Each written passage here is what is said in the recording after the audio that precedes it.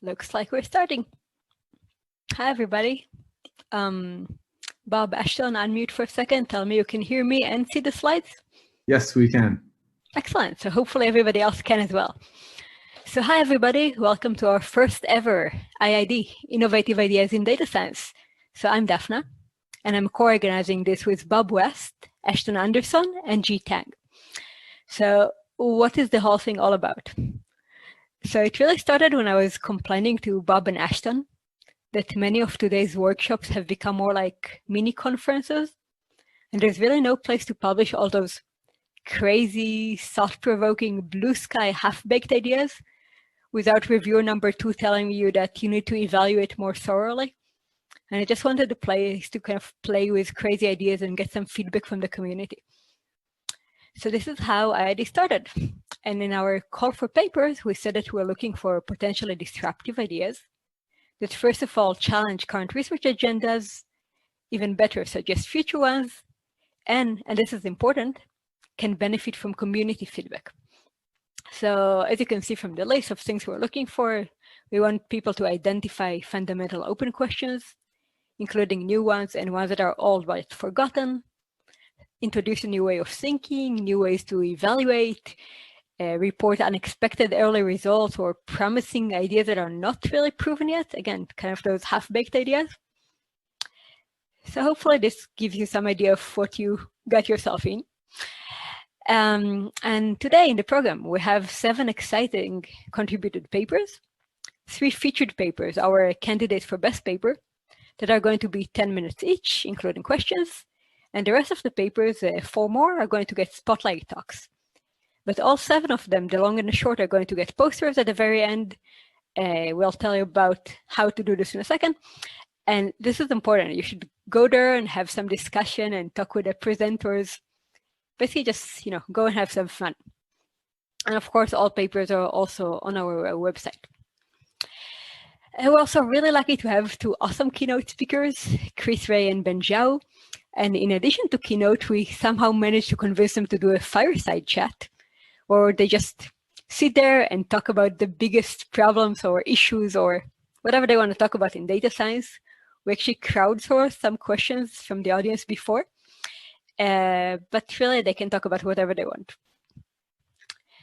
And because we're at least trying to do this new kind of workshop, focusing on innovation, we're also really lucky to have a guest talk by actually Jeff Richardson, who's a design thinking project leader in an innovation consultancy service, a Tata consultancy service, and he's going to do an exercise in out-of-the-box thinking. So, in short, this is a schedule. You already got here on time, so you got the first part right.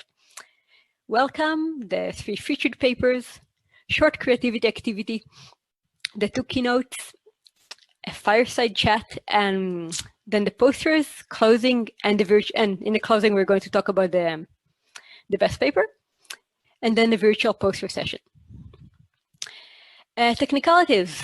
This is, none of us has that much experience with virtual conferences, so we're going to have some glitches. Bear with us. First thing is how do you ask questions. So take a couple of seconds, familiarize yourself with the Zoom Q&A feature. Okay, so you should see a little Q&A button. You can ask questions throughout the talk, get answers at the end. The other thing is, how does poster session work? So each poster is going to get its own Hangout link. This is the URL. We're going to publish it again, to post it again before the poster session. And it's also on our website. So each one is going to have its own Hangout session. You should go there, be polite, mute yourself. You know how to behave on Hangout, and just get to talk more in depth with the poster presenters. Another thing, we're recording this whole thing. Speakers can, of course, opt out if they want, but we thought we might as well tell you ahead of time. We're going to publish this edited, I guess, in a week or so. Okay, so I just want to say thanks to our sponsors, our awesome program committee, our speakers, and you for actually coming here. And that's about it, I guess. Let's have some fun.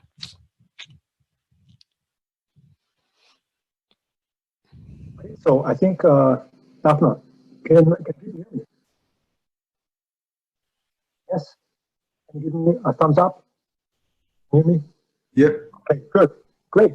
So welcome everyone. We have 7 papers that were submitted and accepted for the workshop. And all of those will have posters later on in the hangout rooms that Daphna just mentioned. And 3 of those submitted papers were selected for an oral presentation of 10 minutes each. And one of those 3 will be given a base paper award at the end of the workshop. So we start this session of 3 10-minute talks with Elad Yom Tov from Microsoft Research Israel.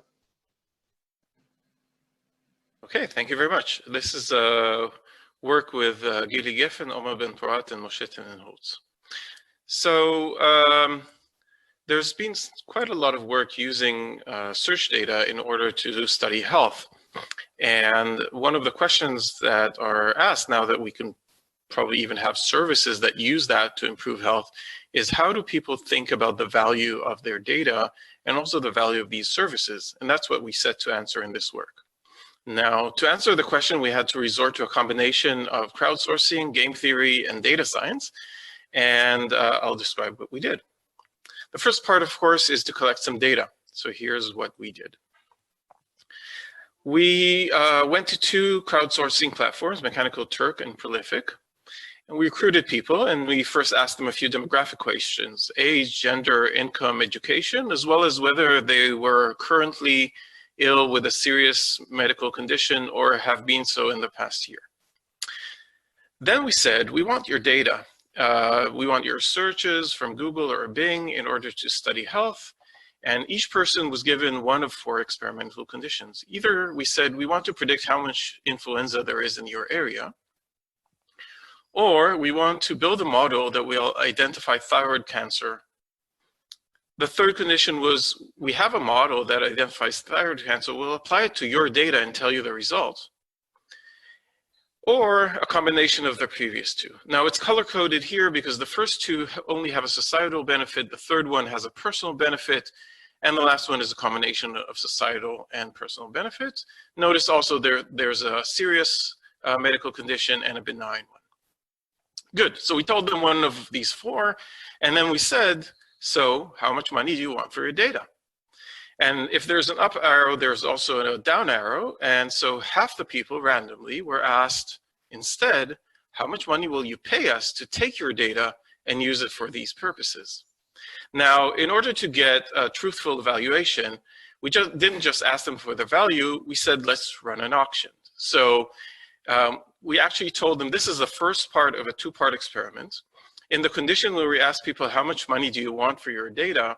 We said, we're going to ask 1,000 people, but we only need 100 data points. So we'll actually go back for the second phase to those people who asked the lowest amount of data if it's over our minimum, if it's under our minimum amount, and we'll only pay these people and ask for their data.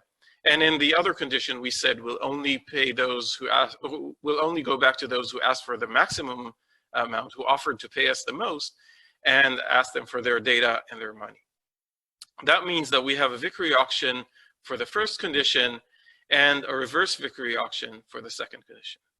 Now, at this point, you may be feeling slightly queasy about this kind of a setup, so let's talk about ethics. We should say this is a truthful auction. So we set a reserve price, as I mentioned, where for people who we asked to pay, we said that we would only ask them to pay if they asked over a minimum, and our minimum was infinity, or a very large amount. And for the others, we said that we would pay them if they didn't ask over a certain amount, and we actually set it to 0. We didn't actually collect browsing data because that would have placed a burden on us that we couldn't actually do. So we couldn't actually diagnose people for thyroid cancer. So we didn't actually want to collect their data. And this way ensures that we were both truthful, got a truthful valuation, but also didn't have the burden of giving people a diagnosis, which would have been problematic. We also told participants that we would be providing a debriefing, and we actually did so. We paid them an additional sum of money, and we told them what we actually did in retrospect. So even if there was a deception here, we used the standard tool of debriefing people about it. And we had an IRB approval for this entire thing. So I think we're doing the ethically right thing. I should also note that we ran this on these two platforms. None of them, no participants marked it as problematic. So we don't feel that the participants felt that this was problematic. Okay, here are the results. We had 480 people from Mechanical Turk, almost 400 people from Prolific. The reason that we chose two platforms is Prolific is more diverse in terms of geography compared to Mechanical Turk, as you can see here. The distribution of ages, incomes, and educations are slightly different, but perhaps the biggest difference is for age, where Prolific is slightly younger than Mechanical Turk. So we excluded a few respondents, those that took fewer than 10 seconds to respond to our entire questionnaire, and those who asked or offered more than $1,500. There were very few of these. It didn't really change the numbers, but we felt that these were we're not trying to participate. So here's the first set of results. First of all, 99% of the people were willing to give us their data for a payment. So if we were willing to pay, they were willing to give their data.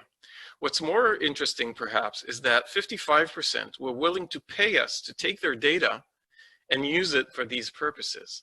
So more than half of the people were willing to pay us to take their data, in addition to taking their data, to use it for these medical purposes. We removed for this slide people who offered or requested fewer than 10 cents. And here you can first see the offerings for people who asked to be paid. So for participants, we offered to be paid for the 4 conditions. And you can see that the amounts that they asked for are quite significant. The interesting part is that if we offer 2 benefits, meaning the 4th condition, they ask for a lower amount of money than each one separately. That makes sense. And when we regressed their parameters, 2 things were correlated: severity, meaning thyroid cancer, and income. So if the participant had a higher income, they asked for more money. For the other condition, where we asked participants to pay, the amounts are lower, obviously. They're pretty much similar across conditions.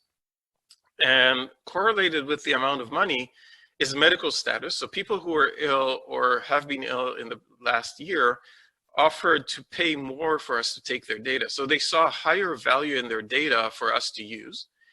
And having a higher education level was also correlated with willingness to pay a higher amount. Now, these are the two conditions are taken separately. We can also put them together. If you play with the signs of the offerings correctly, you can actually have a single equation for all the offerings, where on the left-hand side, you have the payment, so what they offered or asked us to pay them. And on the right-hand side, you'll have the valuation of the data, the valuation either for personal or for public good, and the lack of privacy, so an amount that you pay in terms of lack of privacy. To assess these numbers, all you need to do is to actually think of this as a regression problem, and the parameters of the regression, once you fit them to the data, will give you these valuations. And in our case, we estimate that the value of a personal good is $14 US, the valuation of a public good, meaning we'll build a model and use it for somebody else, is $20 US. And people's valuation of the data, both for those who offered it and who asked us to give it to them, in total is $51 US.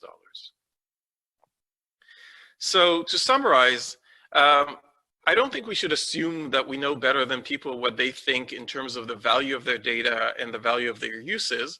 And it's a way of informing IRB decisions using data that I don't think has been used before. As you saw, we needed a combination of data science, game theory, and crowdsourcing to find our answer. And what was very interesting to me is that people demand a very reasonable price for their data, and also the fact that half of them were willing to pay us to take it and use it for these purposes. It kind of reminds us of an opt-out policy where, as you know, when people donate organs, there's a big difference in organ donation rate simply by fact of whether it's an opt-in or opt-out policy. And I think what our results show is that we should perhaps have an opt-out policy for the use of these data, since many people are actually willing to give it. And with that, I'll stop. Thank you very much, Elad. We have time for one question, and I'm checking the Q&A feature, but I don't really understand all the questions, so let me ask one myself. Maybe I'd like to hear your vision for how you could see something like this implemented as a real system. Are you imagining a real market where, for example, Microsoft and Google and so on compete for people's data by paying more, or do you see more like one player offering this to all the users and setting the price in a one-on-one way? So I think perhaps the clearest path is for a company that would say something like 23andMe.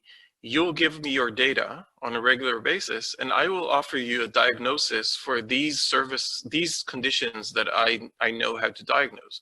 And so just like 23andMe, you give them your data as well as some amount of money, and then they tell you whatever they can based on your genome.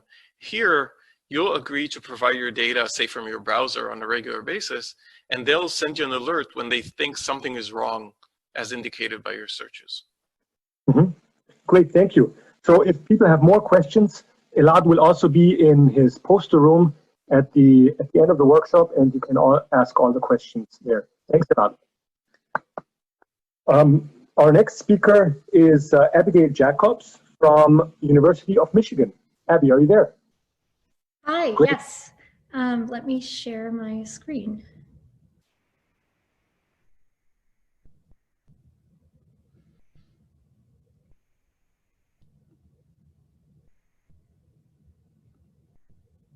All right, do you see my slides? Yes. No? Good, okay. So this is joint work with Michael Landai and Abigail Jacobs. We're both faculty at the University of Michigan. And we really came together. Michael Land is an ethnographer. I come from a sort of data, computational social science, social networks perspective. And we were really struck by how much there was in between our fields and how much that actually sort of shed light on different questions that were available to us. So let me first motivate this idea of internet human infrastructures with effectively this case study of what's known as StreetNet in Havana, Cuba. So Havana StreetNet, or SNet, is considered the largest, or at least was, the largest isolated community-run network in existence. And so in Cuba, few people actually have access to the World Wide Web, and the cost is prohibitively expensive for most Cubans. In the meantime, StreetNet is literally, it's visible. We can see these wires actually between people's apartments.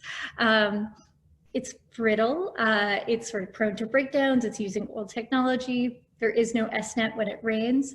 And it's fully dependent on social ties. So again, it's community run, but this also means that who gets access, where wires are connected between, who you track down to fix things is entirely dependent, again, on these social ties. And so this really sort of paints a picture of a sort of really community embedded kind of network. And so what we might call human infrastructure is in SNR super salient. So here's someone with a sort of tower they're working on themselves.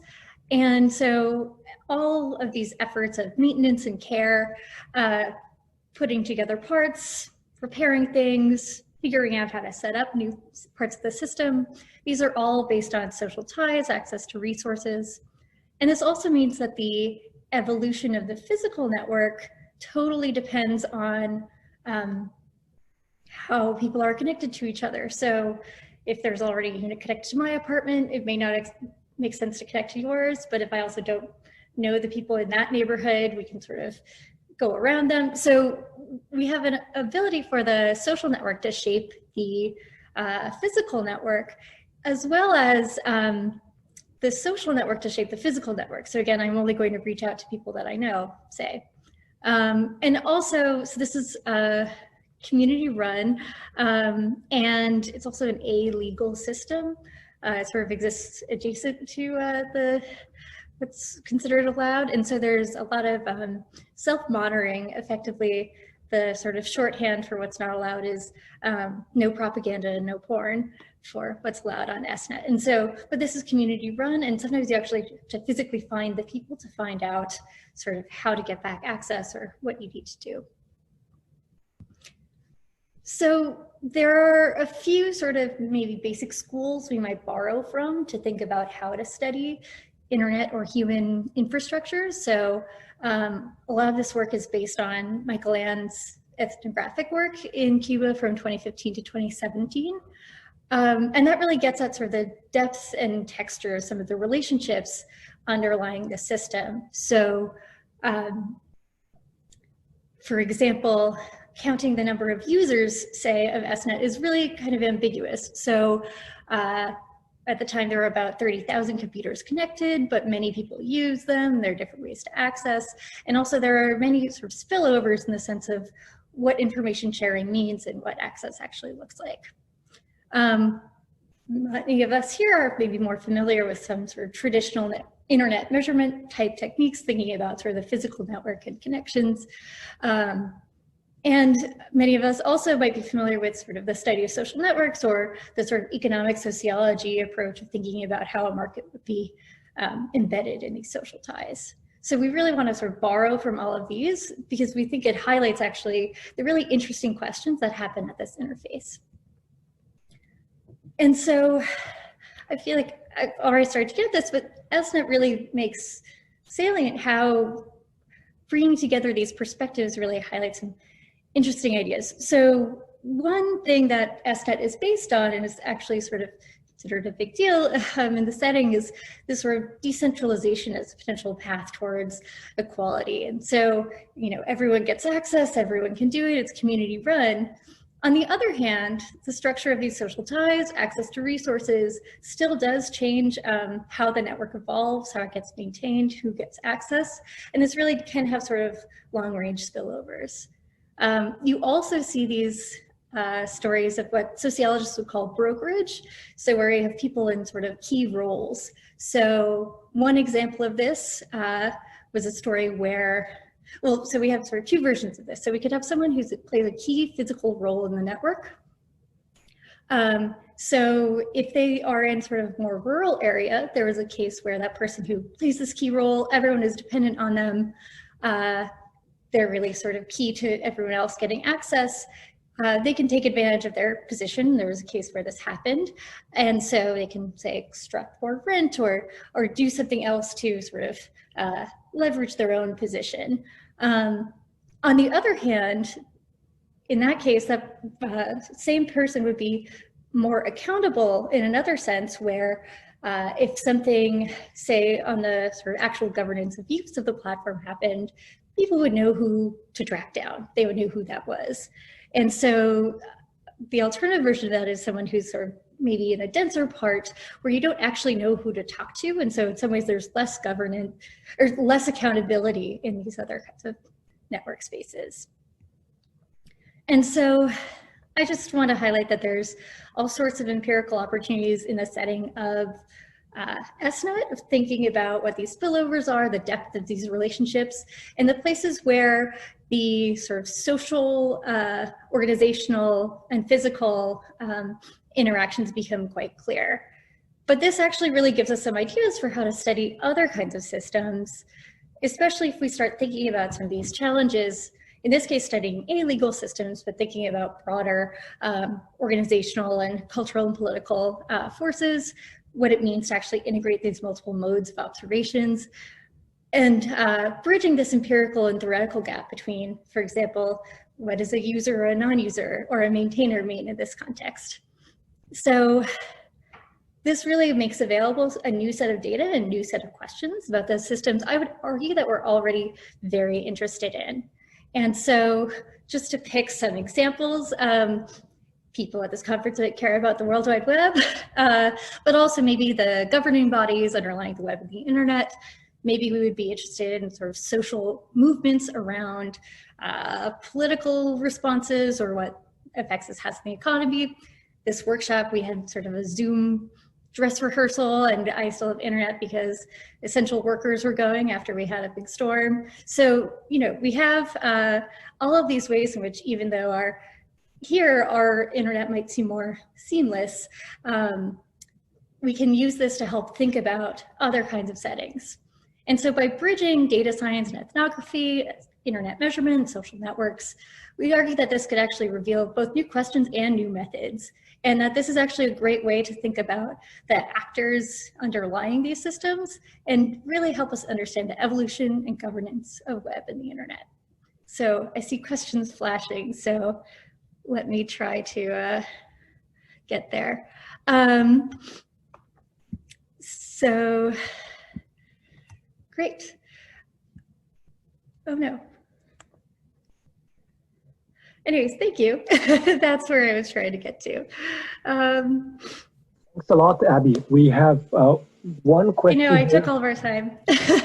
Yes? No, that's all good. You have even some time left, so we can ask a few more questions, or you can take more time for the answers, I guess.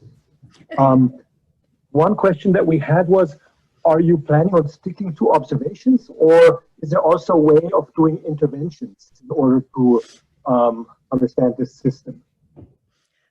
So I think in this system, it's probably much easier to think about not intentional interventions, but using the types of what I would again call the seamfulness of this. So if there is a storm, if something breaks down, we can actually pretty clearly see changes to the system. So I think between that and certain, say, like political changes, we can certainly, I think, take advantage of those as effectively interventions. Also, similarly, there's been more recently with an attempted government increase of access to the World Wide Web, there's been somewhat of a crackdown around StreetNet. And so that's actually led to people taking more open positions about, they're sort of effectively outing themselves as being involved with this. It was already like okay, but not, again, sort of illegal, maybe not, something could happen. But this political response actually gives us the sort of, again, the type of opportunity to sort of say, like, study the social movement within the community network. These would be more natural experiments, I guess, things that happen anyways, but they're nearly random or haphazard.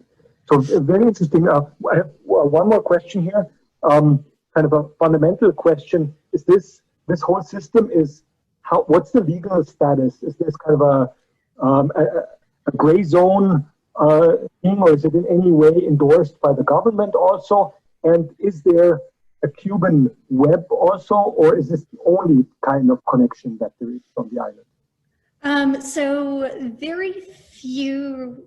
So there's a few things there. And Mike Land can answer this better than I can, but my understanding is I've been calling it illegal or some sort of a gray zone in terms of, for at least a long while, the government was certainly aware and we're effectively allowing it to happen. This recent change where they're trying to increase access, but again, in sort of a prohibitively expensive way, to the World Wide Web, has led to a bit of a crackdown, but it's a little bit unclear what that means still. And there is, I mean, effectively, it's just that there's exceptionally limited access within Cuba. There's also something that's known as El Paquete. There's a sort of a set of effectively like sort of downloads from the World Wide Web that are brought around and shared, and so you can buy certain access to things. And there are some things that are sort of, they have copies that are locally hosted on SNet, so parts of Wikipedia, I believe. Very interesting. Thanks a lot, Abby. Of course, all the speakers would get roaring applause if this wasn't run as a webinar, but people could unmute themselves. So I will applaud the speaker in in lieu of everyone else. Thanks a lot. Our next speaker is Jake Hoffman from Microsoft Research, New York. Jake, you're up. Okay, great. Can you hear me okay? Sorry, can you hear me okay? Yes, we can hear you. Okay, great. So I'm really glad to be here, and I want to say thanks to the organizers for creating a space to kind of talk about stuff that's a little too crazy for conventional venues. The work I'm going to talk about today, I think, falls in that category, about new ways of thinking and something that I think will benefit from community feedback as well. I think it's really important. It's hard to get out there in conventional ways, so I'm excited about that. It's joint work with Dan, Sid, and Farouk, who are all at Microsoft Research, and also with a bunch of great students and teaching assistants who I will mention at the end of the talk. So, you know, I know we're in a virtual talk setting. It can be easy to get distracted. So even though it's just a 10-minute talk, I thought I would give people the one-slide version in case you lose focus. The short version of the talk is we should be training undergraduates to write analyses in published research. And I think this is important for a number of reasons. It's good for science and it's good for students, which I'll explain sort of as I go through the talk. So that's the short version. Here's a bit of the longer version. So I think people are probably familiar with the fact that there's a replication crisis going on in science where people look at published research and find that unfortunately the results replicate less often than you might expect based on the statistics in the papers.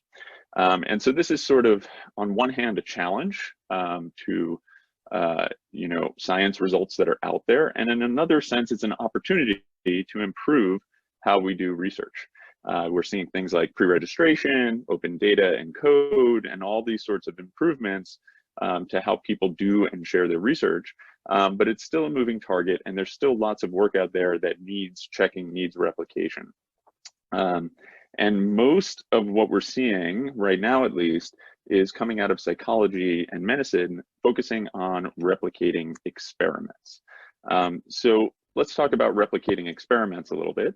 The big thing I want to say here is that replicating experiments is very hard. This is an example of one of the most well-known replications.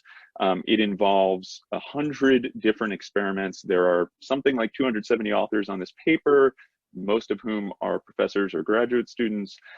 These people need access to a physical or virtual laboratory. They need experience with human subjects experiments. They have to go through institutional review board approval and all kinds of other hurdles to be able to replicate these things. Right? And so it's an amazing accomplishment that people are able to do this, and it's great to see this getting done. The results are interesting in that you know, a large fraction of these don't replicate when you think they might, and the effect sizes are smaller than observed in the original papers. But it raises a question, which is, what about non-experimental work, right? What do replications there look like? So if we look at this high bar to entry, all these hurdles you have to get over to replicate an experiment, let's compare that to replicating non-experimental work. And the claim here is that, you know, it's pretty simple. It's that replicating data analyses is often much easier than replicating experiments, right? There's a much lower bar to entry. It includes a wide range of things that aren't experiments, and it even includes experiments as well, right? So observational studies, but also the data analyses in experimental work, right? So there's a much broader set of things that qualify for data analysis replications. And it really requires two very simple things: access to data and access to standard software packages. And that's kind of it. So if you look at this paper, which is replicating the Choi and Varian sort of nowcasting that uses search to predict what's going on in the world right now, something that's of interest, especially around things like COVID-19, you know, this was done by downloading some Google Trends data and running some R code, right? And they're able to check whether the results from Choi and Varian from 8 years ago, you know, can be replicated, right? And so this raises, you know, sort of a question.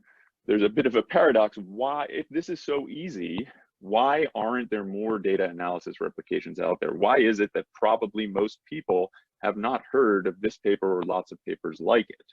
right? And the claim here is because they're too easy. They're sort of too easy to do. There's little incentive for established scientists to undertake them, right? They're busy doing big, complicated experiments. But these data analyses, they don't carry enough weight, I think, for people to get rewarded for doing them when we're talking about professors and even advanced graduate students, right? So this is a bit strange because this low bar to entry really should be a feature, not a bug of data analysis replication, right? And so, you know, it'd be nice one day to fix those incentives, but one way to deal with that in the short term is to train undergraduates to do data analysis replications, as I mentioned earlier. And so, you know, I'll say a little bit about that. This is tractable to do the actual training, to get them in the position to have the skills to do this.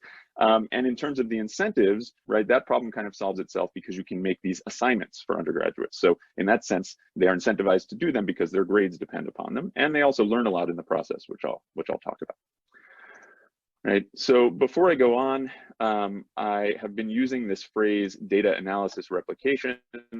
I haven't really defined it very precisely, and the whole field of replication and reproducibility has lots of conflicting definitions and confusion. You can read whole papers on arguments about that. So I just wanted to make very clear what I mean by a data analysis replication. What I mean is basically using the same data and the same methods as an original paper, but to have a new analyst write new code to verify the claims in a paper, right? And that's represented by this column here. This is a really nice package, by the way, by Roger Pang, Jeff Leake, and Patil, where they show the different steps of an analysis. They compare an original study, say, to a reproducibility check, where you're taking someone else's data and code and you're just hitting run. And an experimental replication, which I talked about earlier, where you're actually running new experiments, collecting new data, and doing new analyses, right? But you're following the same plan, the same methods the whole time. And so data analysis replications kind of sit nicely between these two, right? It's not as simple as hitting go on someone else's code, and it's not as complicated as running a whole new experiment, right? It gives you a chance to actually check and verify the claims in a paper by simply having access to the data and writing new code. So that's what I mean by these data analysis replications, right? In terms of this claim that undergrads can do data analysis replications, I want to back this up with a little bit of evidence. So the one thing we did, we run a Microsoft Research Data Science summer school every year to promote diversity in computer science. This past summer, we used it as an opportunity to train undergrads to do these data analysis replications. So these students came in, they're from local New York City universities. They have basic CS skills.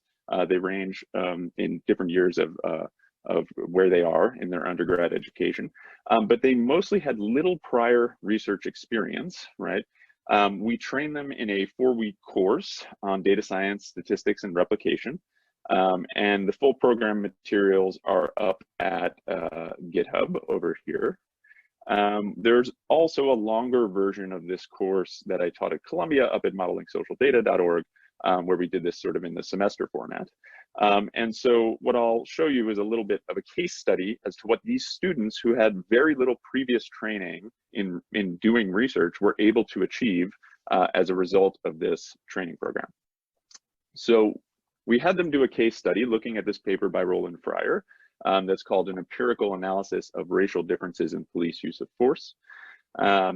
This paper uses, is sort of ideal for a data analysis replication for a number of reasons. First of all, it was widely read, not just by academics, but it was quoted in the popular press, kind of all over the place, for the fact that it found that Blacks and Hispanics, as it says here, are more than 50% more likely to experience some form of force in interactions with police compared to whites. And so this made headlines. People may remember this, right? It relied on publicly available data that we were easily able to download. Simple methods, basically counting, plotting, and logistic regression was as fancy as it got. And it was super well documented. It was a 50-page paper with a 60-page appendix describing all the methods, right? So when we told the students about this, they said, you know, okay, we'll do this in a couple of days and then we'll get on to the good stuff where we extend the results and do the new and interesting stuff.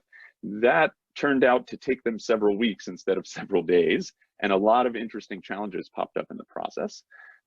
So simple things like just getting the number of rows, the number of observations in the data set to agree with what's reported in the paper were not very easy. There were inconsistencies in how things were coded across years. So in some years, if you counted one way, you would double count, and in other years, you would single count.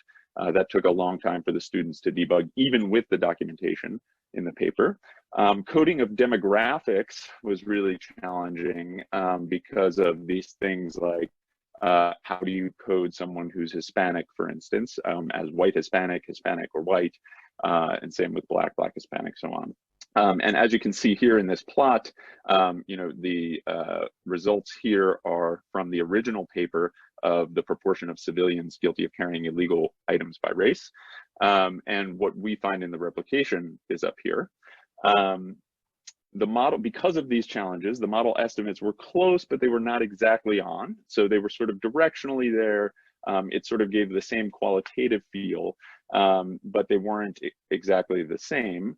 And perhaps the most interesting things, the thing that the students found actually is that this figure that's in the abstract, this more than 50% more likely figure, is actually a very non-standard and I would say somewhat misleading way to communicate the results of a logistic regression. It turns out that what the authors are reporting here are a log odds ratio, which is easy to read off from a logistic regression, but is not at all a risk ratio, especially when you talk about large probability. So if you actually calculate what this should say, it should be 42%. So this isn't to say that 42% is not an alarming number, right? It's still qualitatively a shocking kind of result, but it is to say that, you know, this number of more than 50% was printed in newspapers, you know, across the nation, and it's pretty easy for these sorts of things to go unnoticed without anybody checking these things, right? So to wrap up, very simply, I think data science needs replication, and I don't think there are many people who are currently incentivized to do it. I don't think it's going to come about just by us hoping for it. I don't think graduate students and professors are going to start doing it until we change incentives. So in the meantime, I think we can train undergraduates to do this work. It'll improve the quality of published research. We can have more confidence as a field in the work we're putting out. And it has a great benefit for the students, right? It exposes them to research at a time that's way earlier than they would have seen research in their careers, right? So while they're sophomores, you know, in undergrad, they're able to do almost all of the things that a researcher does, except for come up with that original question, which is of course a huge piece of it, but they get a lot of exposure, and it encourages them to think critically about statistical results, which is really a life skill that they can gain. And, you know, I can say anecdotally, these students were amazed that they had something to add to the results from, you know, a Harvard economist's paper when they were, you know, 18 or 20 years old. Right? So we viewed that as a big success of the program. So I will wrap up there. There's a longer version of our paper up on the Open Science Framework. Data and code for the case study is here. You can download it, git clone it, and type make, and you can get all the results from the students. And before I wrap up, I just want to thank all the students who you can see here. This is the whole group, including my co-authors, Dan, Sid, and Farouk, and the teaching assistants, Ling and Jenny, who really did a great job with this. So happy to take questions here, or, you know, via Twitter, email if we don't have time, or please stop by the poster later. Thanks. Thanks a lot, Jake. We have time for one question. Well, actually, we don't have time for one question, but I'll ask it anyways, because we have a bunch. So I'm just sampling one. And the question is from Christian Consonni, and it runs: we still need the results of the replication to be communicated to the larger community, though both for positive and negative replication. If traditional venues, you will probably see rejections based on lack of novelty. I assume this is for positive replications. How do you think that could be addressed? Yeah, so I think it's a great question. Here's the vision. The vision is that we have a central repository for these things. There are already a couple of repositories where people try to put papers that could be replicated. The idea here is, imagine this repository. Imagine anyone at any university could teach a class like this, and all results get reported back to that repository. That's actually how the students submit their results, right? And in this way, we'll have a full census of whatever people undertake, whether the results are positive or negative. Make sense? Great. And maybe people could build karma that they could put on their CV this way. Yeah, exactly. Our students are actually co-authors on the long version of this paper. Oh, nice, nice. Cool. Thanks very much, Jake. Jake will be available in his poster room later on. So with that, I pass the mic back to Daphna. Okay, hi everybody back. So next on our agenda, I told you we're trying to do something slightly less standard here, and if we're a workshop about innovation, we're going to have a guest talk from outside academia about innovation. And we're really lucky to have today Jeff Richardson from TCS Interactive. And Jeff defines his job as transformational engineer, which I think is an awesome title. I mean, I would love to have this on a business card. Jeff has more than 20 years of experience guiding design thinking programs, strategic planning, offsites, and global leadership courses with Fortune 500 companies. He's been leading online webinars for 12 years or so to make the virtual learning experience more memorable and impactful. So the stage is yours. Thank you so much, Daphne, for having me. And I love the opportunity to engage with technical professionals. I've been doing that for 20 years. And for me, it's how do we get that interaction going? And once people get comfortable in an environment, then the brain actually can open up for innovation to happen. So what I wanted to do is just talk a little bit about out-of-the-box thinking. Go ahead and start that. I mean, it's kind of a catchphrase that we've used for so long, but what does that really mean? And then we're going to get into some actual activities today, because I want you to try to structure your thinking around. Sometimes I think that's easy to do, maybe easier to do in our professional environments. We heard 3 examples right there where individuals were really noticing where some of that stretching is happening. So for me, one of those things is, if we're thinking of out of the box, what's the box made of? Right? We often think that it's a static kind of environment, but how do we get a breakthrough in that? And so for me, the walls of these are the assumptions. What do we assume that is true that maybe not? So just to make sure, Jeff, you're not sharing the slides right now. I am not? No. Thank you.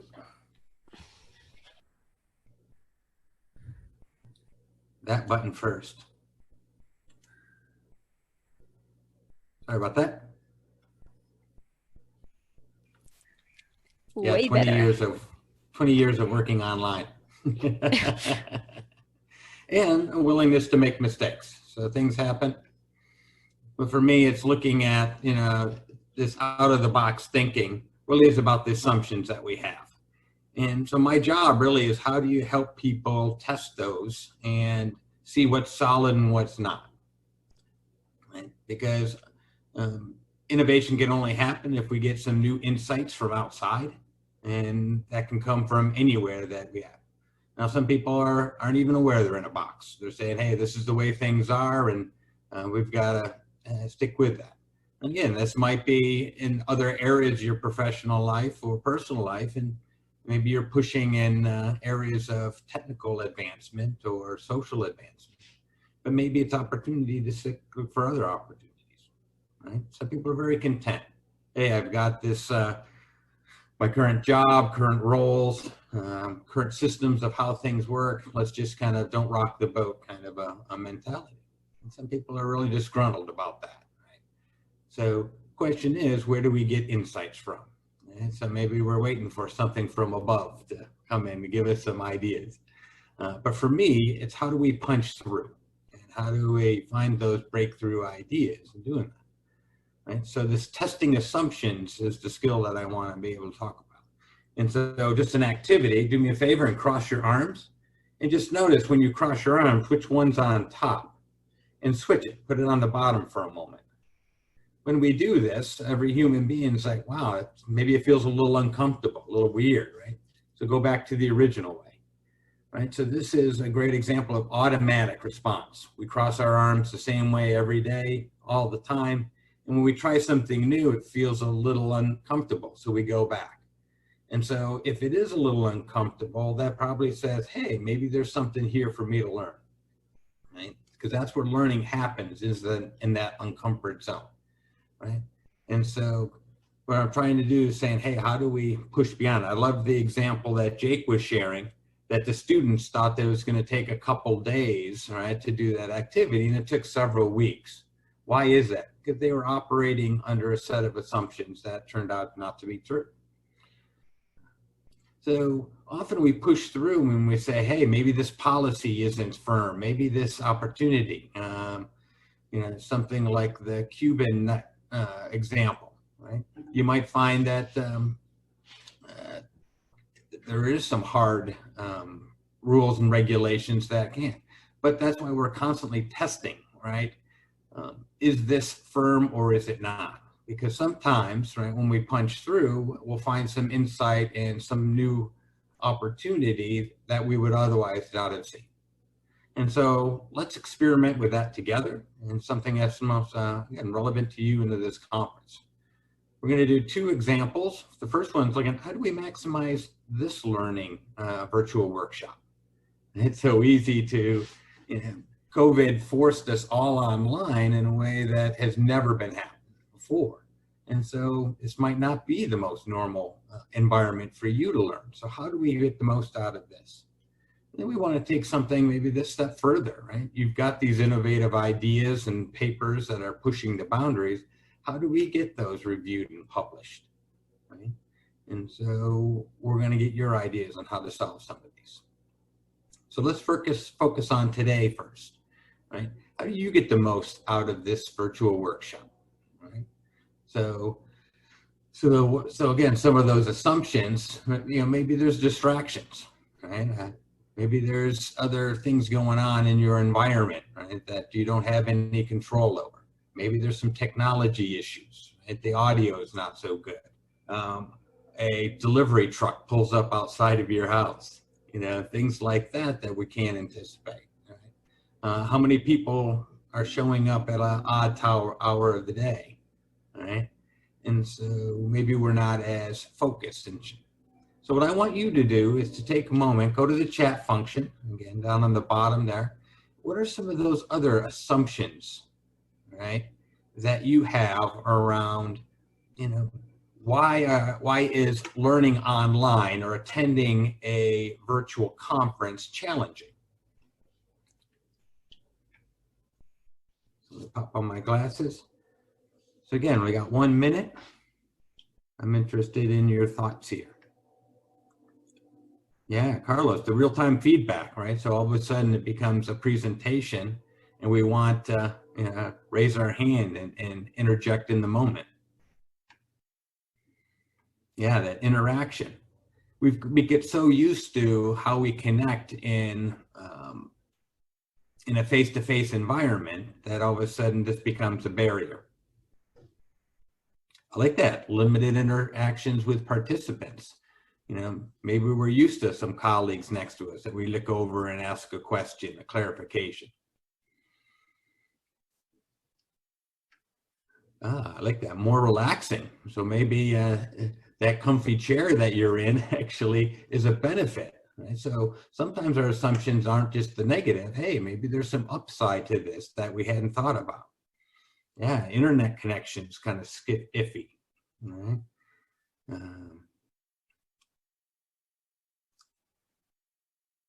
Less incentive to stay focused, right? So if you doze off in class, right, there's a little more social feedback that you get. So again, now all of a sudden we start to get all these reasons why it's more challenging to engage online than it would otherwise. So if we stretched our thinking, and so the distraction part, hey, let's go find a quieter room. Let's find a better internet connection. You know, let's take a nap before this so that we're not, let's relax our eyes at some point. Right? The question is, how do you really break through and really challenge them at a deeper level? For example, right? Do you really have to do this alone? That was one of the questions that came up. You know, you could pull up and have a chat with a couple colleagues online, right? Or have a separate, audio, going on, so that you are discussing this specific session while it's going on, right? Maybe that would work. But often we're like, I don't want to bother anybody. Maybe they don't think. And so those are those things. Again, it feels a little uncomfortable reaching out and asking somebody to do that. So we might not. So there's that opportunity, challenging those assumptions. Here's a challenging one. Right? Are those teens really distraction? What if you invited them in? Right? Maybe it's not your primary interest, but hey, listen in on some of this conference and let's talk about it. Okay? So you might have some new insights because you're explaining something, but it also might be an opportunity to build that relationship with your child. So those are the kind of things that you're like, nah, I probably wouldn't think of doing that, but what if? And so that's what want you to do, is kind of challenge some of that thinking. So now you just wrote down some of these more challenging, and look through the chat, right? So you can flip through and see what other people have on. So now what we want to do is take 2 minutes. What are some breakthrough ideas? What are some wild and crazy ideas that might get you thrown out of a conference, at a face-to-face conference, but here, because of the subject matter that Daphne is kind of like, hey, how do we encourage this wild thinking? How can we get the most out of this learning environment? So now this is the solution part of our program.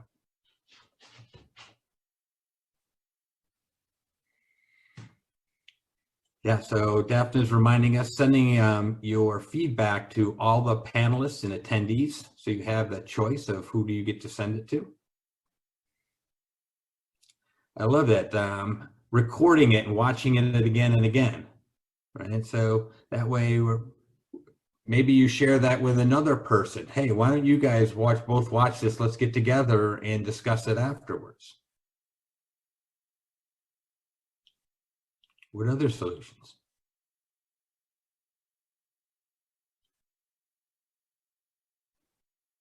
See, in a face-to-face environment, I would look to see who's writing and who's distracted, who's already left. So that's what I would like.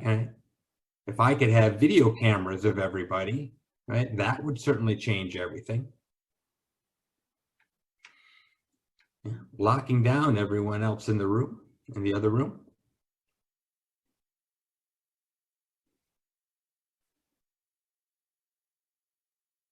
I like that, man. Jake's talking about casting that wider net.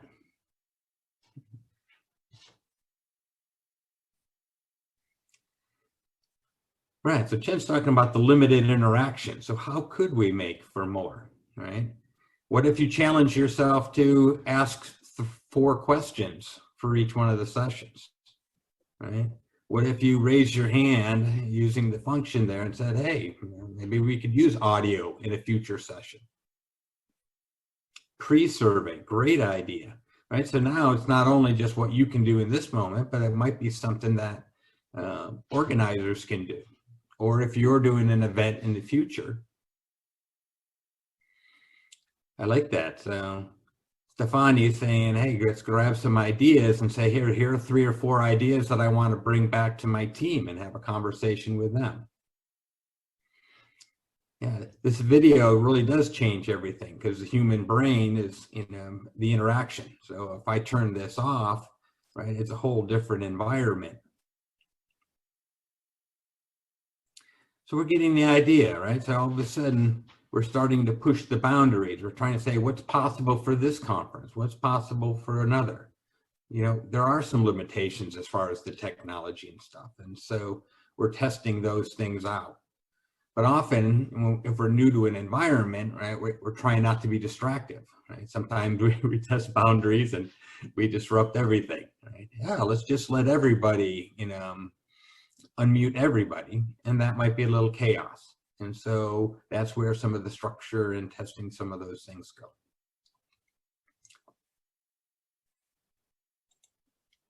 Awesome. Thank you very much. I appreciate you, again, tons of inputs as we're going along here. Now let's push the envelope a little bit more. You know, talking with Daphne and when we were setting up for this, you know, that, you know, she talked about the challenge of getting research papers reviewed and published, right? And so that's the key here is, you know, longer term, how do we get these ideas that are poster sessions and some of our keynotes? How do we get that out there to a broader audience and into more reputable publications, right? So, you know, maybe that reviewers don't have quality time. I know when I've done that, it's trying to fit it in whenever I can, maybe on a flight somewhere, or right? Or maybe there's some bias, right? Obviously there's bias, but so whatever that is, you know, that's a filter that interferes and creates assumptions. Right?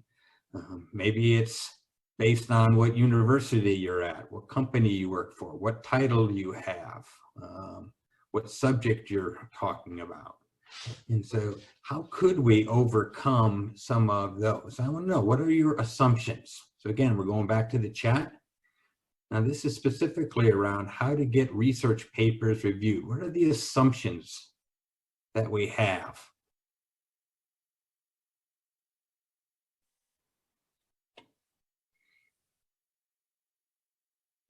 Not always anonymous, right? So all of a sudden, just by, you know, we've seen a lot of that in hiring, right? Just by having a name, people, that bias starts to come in. So maybe there is some way to make things more anonymous. Right? It's hard to push for those innovative ideas, right? Sometimes people are so quick to, and that's their assumptions, right? That's their bias, right? That kind of says, you know what? I see where this is going and it's not going to work, right? But hey, how do we get people to stay open-minded and proceed along a little bit, right? Reviewers are doing things at the last minute, right? What is the incentive program that we could put in there that makes that, right? Right? Exploratory descriptive work is undervalued, right? We're so used to, you know, bulleted items and headlines, right? So how do we make digging into something meaty, you know, more accessible?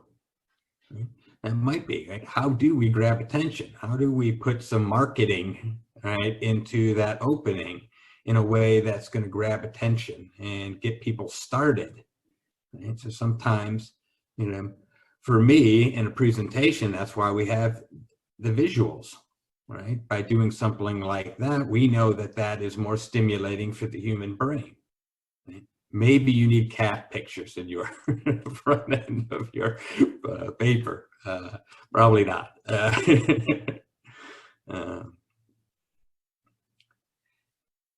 Yeah, so Jake's talking about the positive and seductive sounding results, right?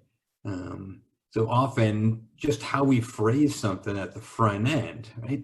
It's frustrating that that's what gets, you know, read. So the question is, how do we break through some of that? And so that's the bigger challenge, is we think these are solid walls, and at some point we might be able to say, hey, how do we break through it?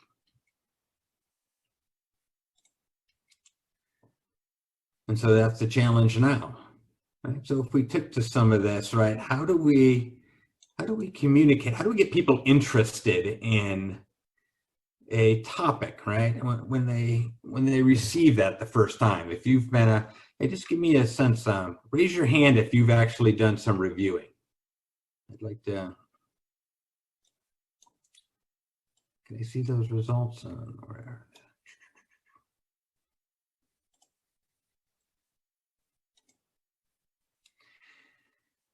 But think about it, if you've done some reviewing, or you know what, you've read papers in that, and you've then fallen into the same thing. So what's some of those breakthrough ideas?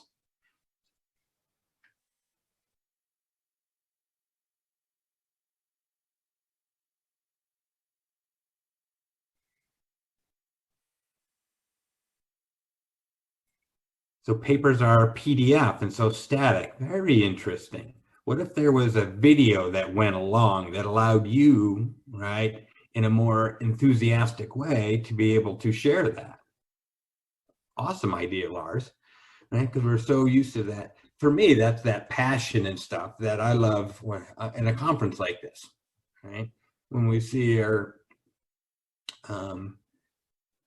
was it Abigail? So you could see the sense of, about the Cuban, that the energy comes out when we start talking about what we've discovered.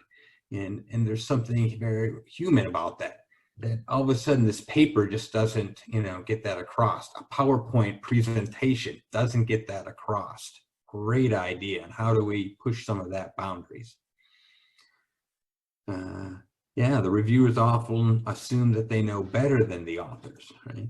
So how do we educate, right, reviewers on the biases to say, hey, by the way, we know you're biased, and maybe you should do these 3 things prior to starting your review session, right? Something simple like that.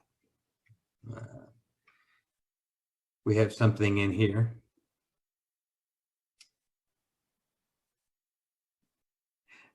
I like that. Young Chang said, actually raise the hand. And so I'll do that sometime, right? Just by doing that, raising your hand, hey, how many people here want to participate in, right? That something happens in the brain, right? When I'm saying, yes, that's for me. And so we can make this more interactive than we thought possible.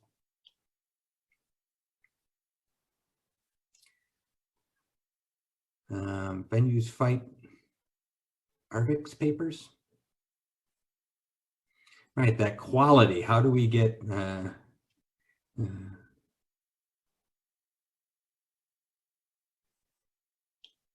not familiar with venues fight over Arvix papers. Interesting how they're fighting over some papers and others go undenied.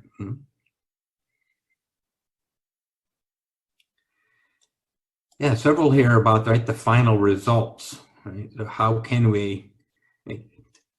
do we get people interested, right, from the very start, I think is the ultimate challenge. And those are the things that, as an organization, right, there's 2 things for me, right, is how do we challenge ourselves, right, from both a individual standpoint, right? So thinking about what are things that you could do that would push the boundaries, right? What if you did include a video link when you submitted your next one?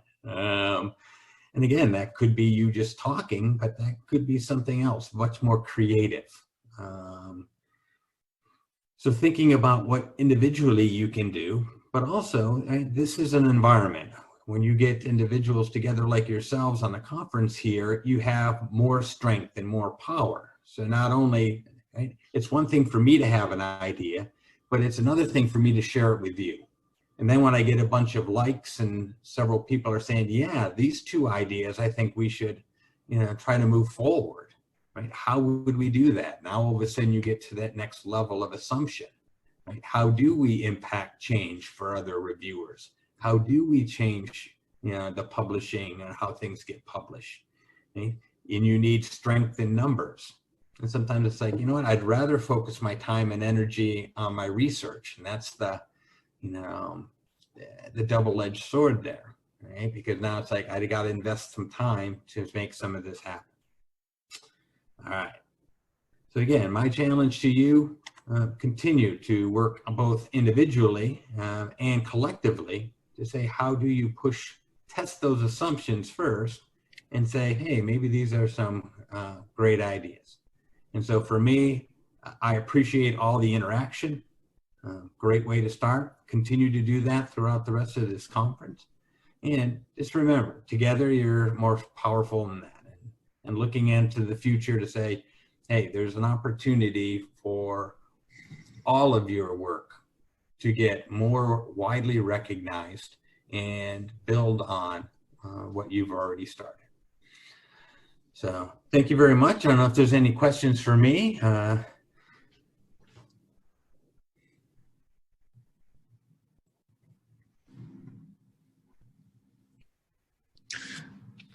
All right. Thank you so much, Jeff, for that great creative session.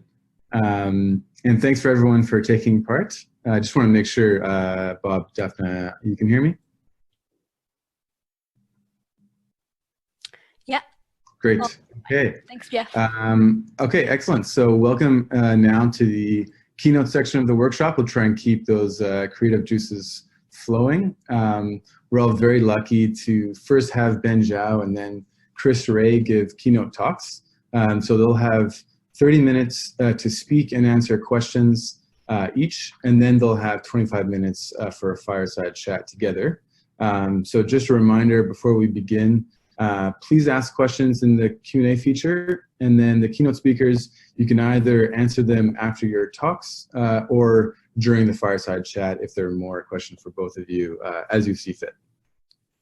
So I'm very happy to introduce our first keynote speaker, Ben Zhao. He is the Neubauer Professor of Computer Science at University of Chicago, where he co-directs the SAND Lab, the Systems, Algorithms, Networking, and Data Lab. And when we were thinking of who to keynote for this workshop, Ben immediately came to mind. He's been an innovator for his whole career, spanning many different fields, from online social networks to peer-to-peer networks, open spectrum systems, adversarial machine learning, and so on. He's an ACM Distinguished Scientist, a recipient of an NSF Career Award, and his early 30s went really well because he was on MIT Tech Review's Young Innovators Under 35 list. His late 30s went well because he was on Computer World's Top 40 Under 40 list. And most recently, he won the distinction of being an IID keynote speaker. So Ben, welcome, and the virtual floor is yours.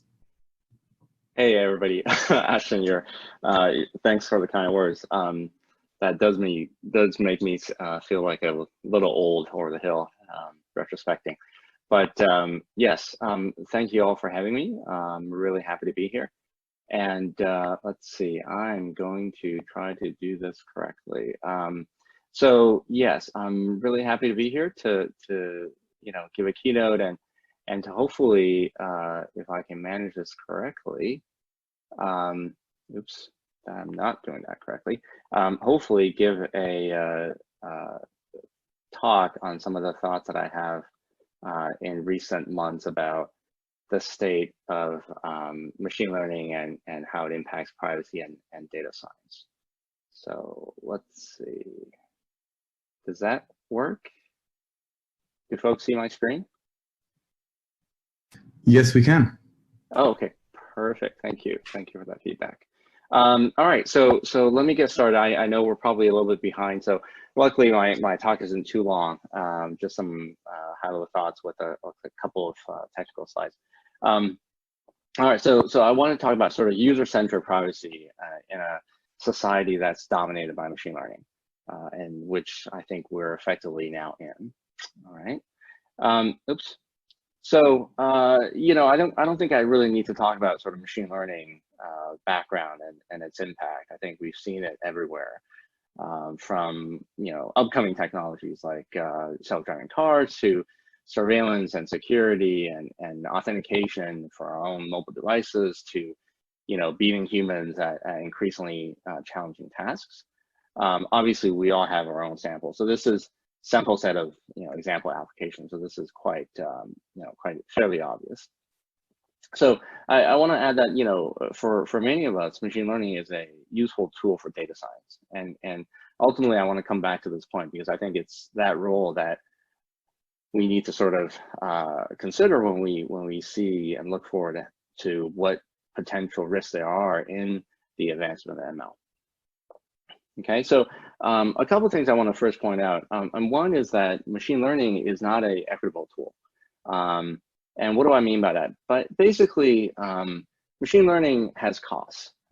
And machine learning models, the really powerful models, more so than most of the sort of samples that we play around with in academic research and so on, tend to be fairly expensive to build. Okay, so complex models are really expensive to build. So here are a couple of parameters. Here are a couple of numbers from recent papers. One's from 2019, one's from 2020. A conversational model sort of a chatbot plus plus, if you will, from Google, has 2.6 billion parameters. But not only that, it took actually 30 days of training, continuous training on 2,048 TPUs. And TPUs, of course, are tensor processing units. These are sort of Google's own low power, but very powerful, dedicated hardware for processing machine learning training. Okay, so that is a absurd amount of time to compute, just train model, right? But even for existing models that are simpler, for ImageNet, there's a paper that came out in 2019 that looked at, how do you make it more robust? Well, it turns out that even making a reasonably small data set like ImageNet, I mean, small, in real life terms, not in academic research terms, took something like 52 hours on 128 GPUs. And my point is that, to train these models is a really expensive thing. And not only does it require computational time and resources, but on top of that, you need millions and millions of labeled data samples. Okay, so this is very much, we're already pushing that into the realm of only very few people can do this. And namely, we're talking about big tech, Google, Facebook, Microsoft. There's a couple of Asian companies that are right up there, and basically nation states. Okay, so what does that mean? That means that we have to think about what happens when the most powerful models are held and controlled and applied by a smaller set of resource-rich entities, okay, model owners. So, like I mentioned, so there are these large companies driven by profit, hopefully limited by regulations. Facebook and Google have, announced even a few years back that they were not releasing some of the most powerful facial recognition models that they had developed, simply because of ethics concerns and concerns about misuse. Governments, there are probably fairly few limitations on how they use models. And hopefully the governments that are the most powerful and the most research rich happen to be the ones most cognizant of ethics and law. But what about others? So I want to talk about, the obvious example being Clearview.ai. And I think many of you, or many of us, probably have already heard about this. There's an interesting article that came out in February from the New York Times, basically doing sort of like expose kind of profile, talking about this company that, their primary business model is scraping your public online photos. Okay, so I'm sure my photos in there, yours are probably in there, LinkedIn, Twitter, Instagram, Facebook, all those publicly available photos are likely in this database. They have 3 billion photos. And what they've done is they've basically created label training samples out of this. And they've been able to build facial recognition models for millions of people. So right now, part of their revenue model is working with law enforcement, and basically any police agency working with them can send them a photo. They will put it through their database and say, oh, this is so-and-so, and here's all their online information about where they are, who they are, profile, employment, et cetera, et cetera. And so it's worthwhile noting that, their revenue model is not limited to law enforcement. They will basically offer this as a service to any paying customer. And on top of that, their customer database was unsurprisingly just breached by hackers a couple months ago. So when we think about sort of entities like this, and the fact that anyone can really realistically go online and create these models, we had to wonder, what the ramifications are for personal privacy. There's the obvious questions of, well, what happens when anybody can recognize you based on a camera photo? So surveillance and tracking without notification. Of course, Clearview.ai has not sent messages to any of its people that it's tracking and profiling to inform them of this, right? So this is all sort of silently without notification. Identification and tracking the physical world for advertising profiling. So, Amazon can now know precisely when you went into Whole Foods, even if you use cash, because they can actually determine from facial recognition that you and not some other person was in a particular Whole Foods store. But he also imagined, things like stalking. Stalkers now can basically pay a little bit of money and potentially take a phone camera and figure out who it is who you are and potentially where you live and other private information. But well beyond facial recognition, there's other things like audio recognition, right? So, potentially recording someone's voice and now either using that to identify them, or perhaps even more so, like Wirebird.ai, the startup out of Mila from 2017, I believe, effectively extracting the speech features from your voice using a small sample, and then being able to actually reproduce new audio based on your sort of personal characteristics, vocal characteristics, mimicry, if you will. Other issues that are even more, a little bit out there, but potentially more worrisome, stellometry, stellometric analysis and language generation, impersonation with your writing style or recognition of your content, regardless of whether you attribute it or not. And even things like gait analysis, right? This is right out of Mission Impossible movies, but this is actually a thing. And now imagine if anybody could build models like this based on you without perhaps your knowledge. So these are some of the obvious ones. I think there are more if you spend a little bit more time thinking about it. And so one question is, what can we do, or fight back against companies like Clearview.ai and so on. And there's a fair bit of anti-surveillance tech in this space, and so far they've been somewhat limited. So let me go through some of the most high-profile ones really quickly. So some proposals where basically you can just say, I'm just going to blot out facial features. I'm going to wear my bangs out really long and basically can't see my face. I'm going to sort of ignore those kind of proposals for now, mostly because they're not terribly practical. And they're not as effective. There are techniques that are based on white box access to machine learning models. The idea is that if I have access to your model, then I can make sure that I can create adversarial perturbations that make your model look at me and think that I'm someone else. Okay, and there's a number of these kind of papers out there. The challenge is, of course, that if someone is building a model of you, they're not going to tell you about it, much less share the model with you. And so you don't have the luxury of being able to produce these kind of countermeasures. There are other things that are what we call evasion attacks, right? So these are, there's a number of them that are somewhat similar. And the idea is that you don't necessarily know the model, but you have some basic knowledge about the underlying data distribution. But you can do things like this particular example here, which is, I can print out a sticker, slap it on my hat, and that will make it more difficult to recognize who I am.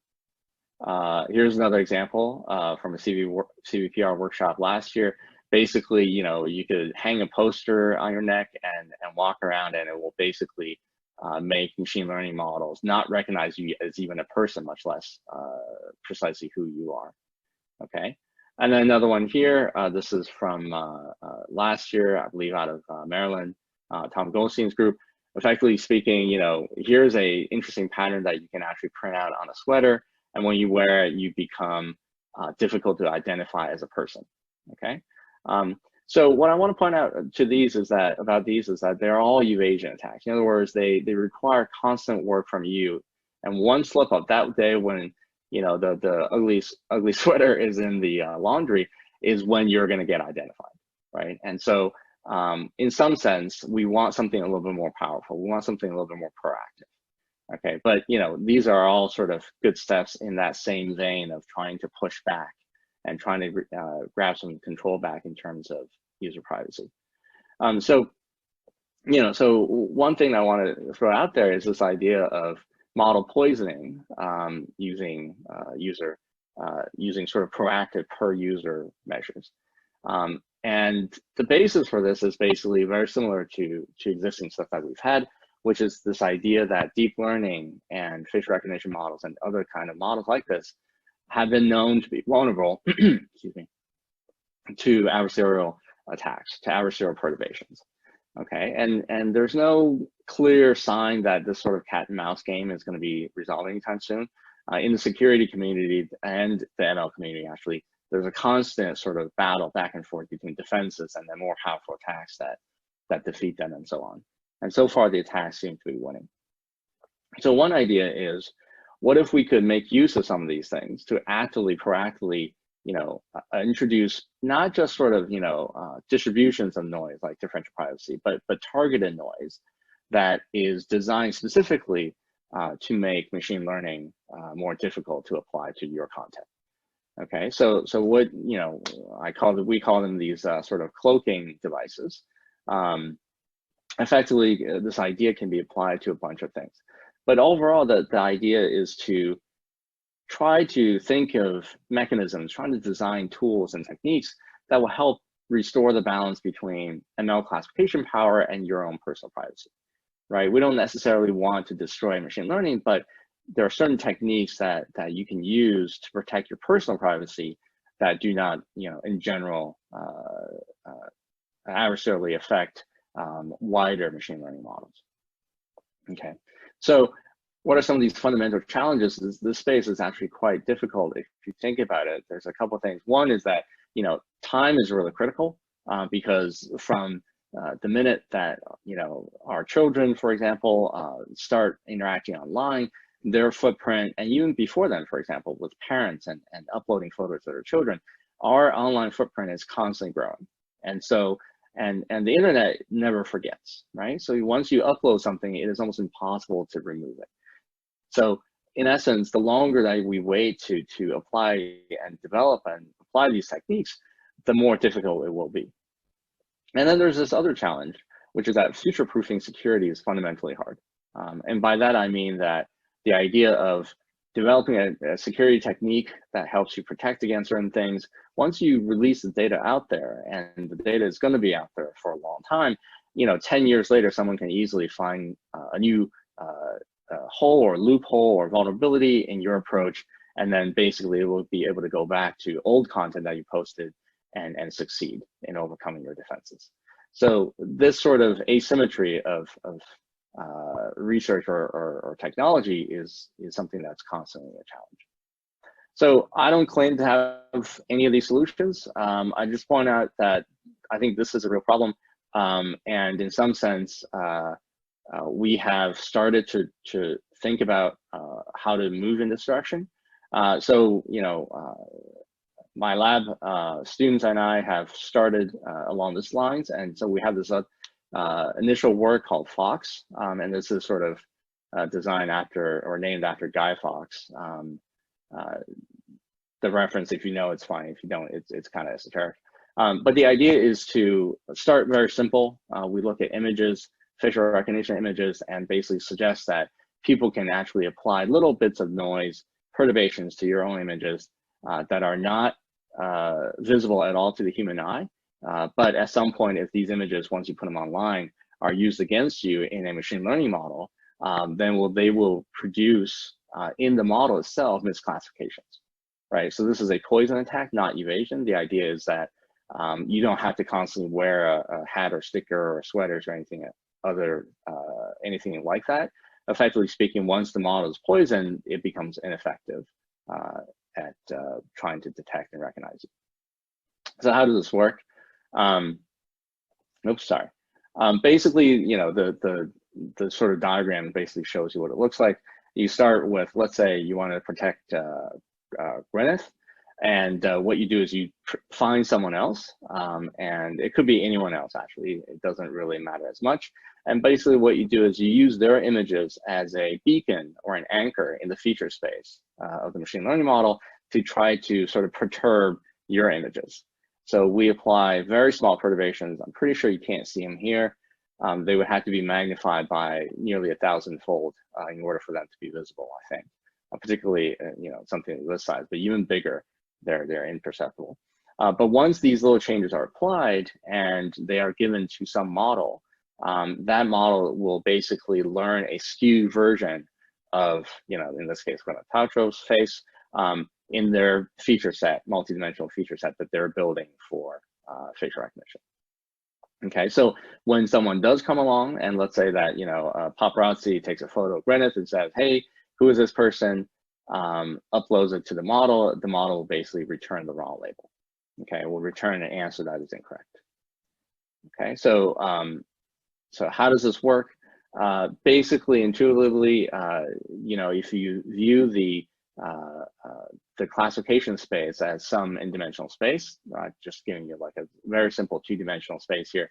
The idea is that if you start, let me see if I can get a cursor, and if you user U, the little green triangles, you pick some random user T, and you basically artificially shift your positions of these images across the space towards T. And in many cases, this can be done, fairly easily with high precision, so that you get this pretty result, which is that many of the your images in the feature space are now near or even on top of the region that T occupies. Okay, and so what happens is that if you get a new image that comes in and it is in this actual space, in the feature space where you're supposed to be, like someone took an undoctored photo of you and says, who is this person? The model will have no trained data for that space, and it'll basically go for usually the nearest classification label in that space, in which case it would misclassify you here as user B. Okay, and so there's some assumption about some minimal number of labels in the model. That number is really quite small. So for example, this attack works already well with 10, but if you actually have more labels in the space, then this will become much more easy. And so here's a actual sort of a PCA result down to 2 dimensions of something like this.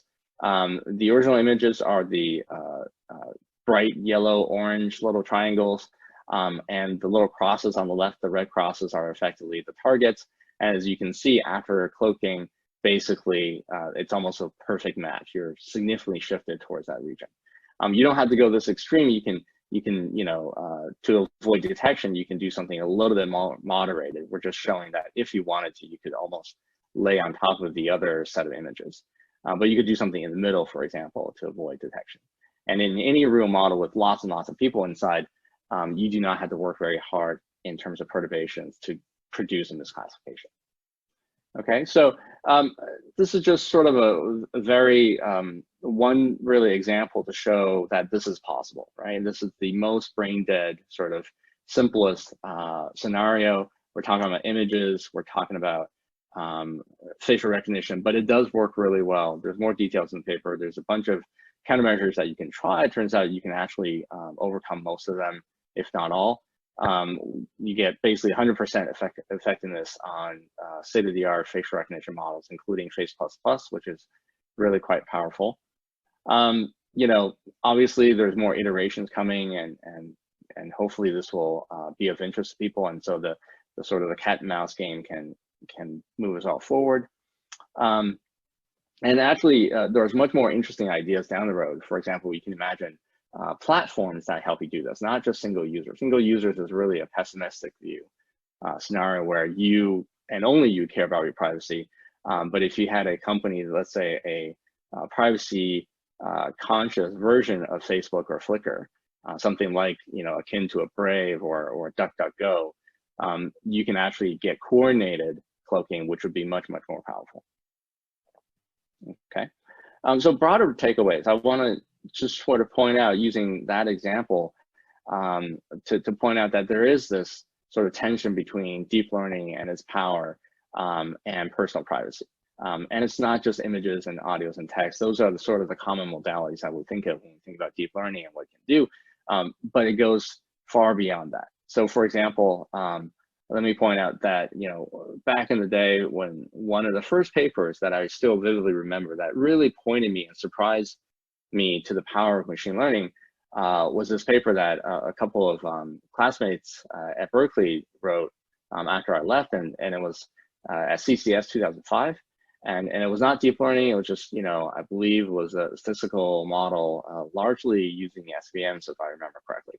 But basically what they were able to show is that, just using distribution models, they could take a crappy IBM PC type of old plastic microphone, have it anywhere near the desk of a person, and basically after some unsupervised learning over some period of time, the model will be able to not only identify which keys you're typing in, but basically reverse engineer precise random keystrokes like passwords.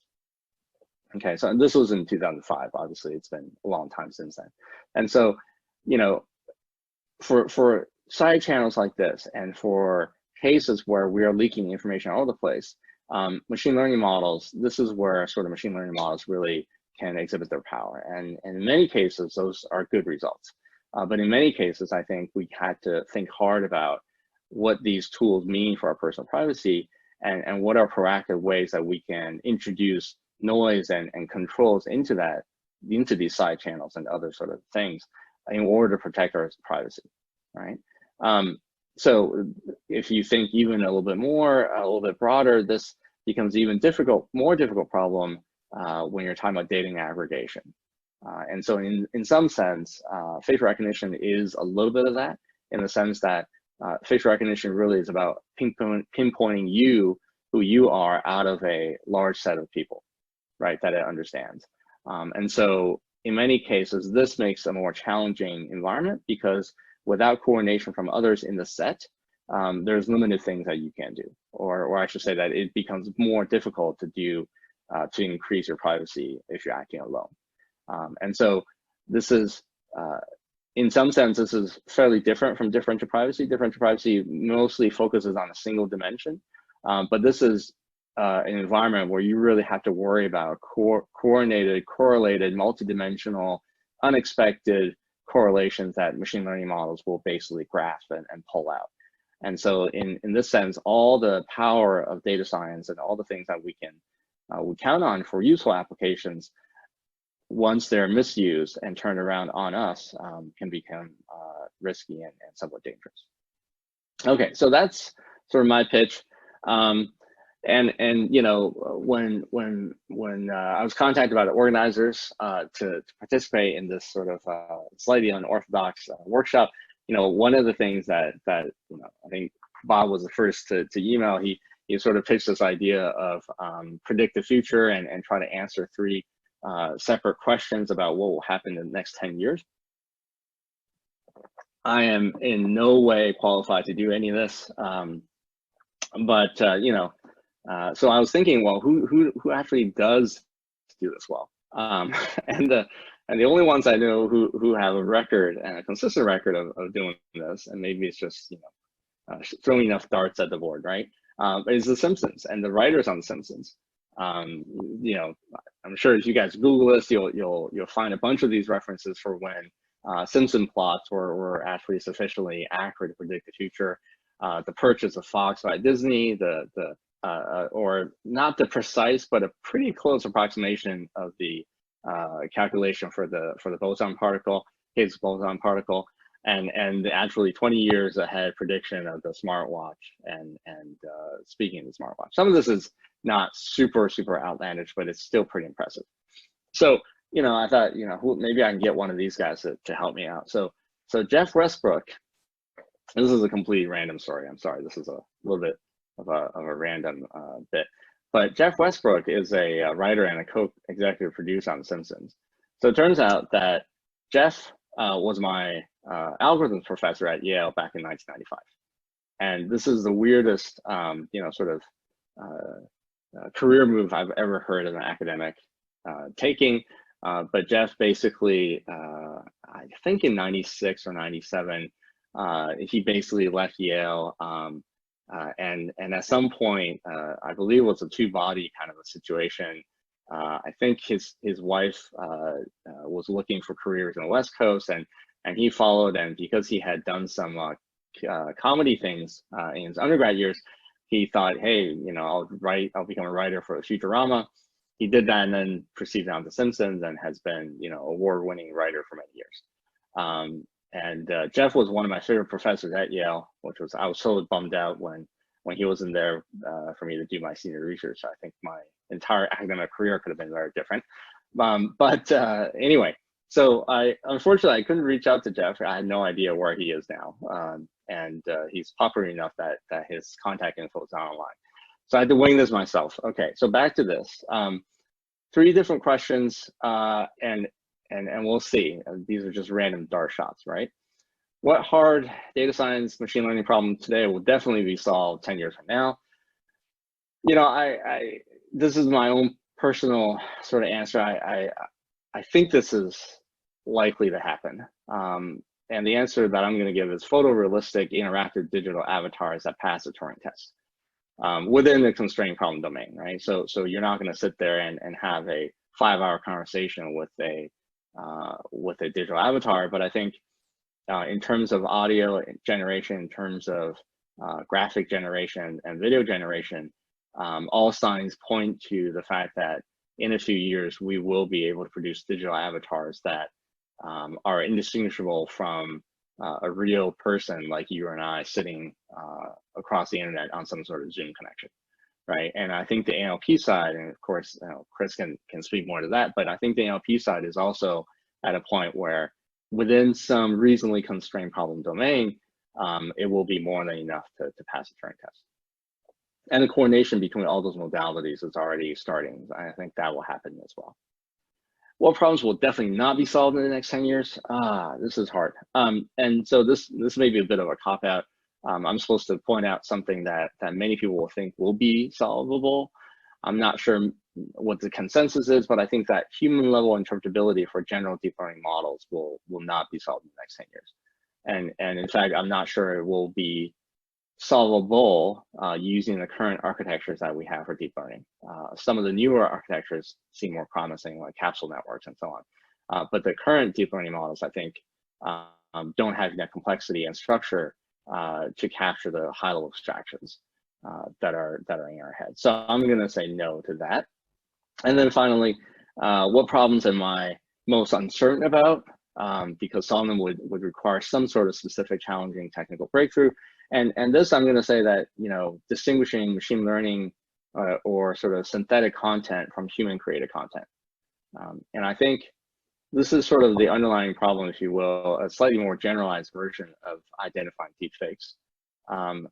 And this is the problem I think is very hard because in some sense, this is like the Terminator problem, right? If the Terminator or the robot or the machine learning model can learn whatever it is that you show them to attack them, then by definition, they will always get better. And whatever paper that you write pointing out a vulnerability will just be incorporated into the next level of the model. And so there may be something fundamental about deep learning and deep learning generated content that becomes a unavoidable fundamental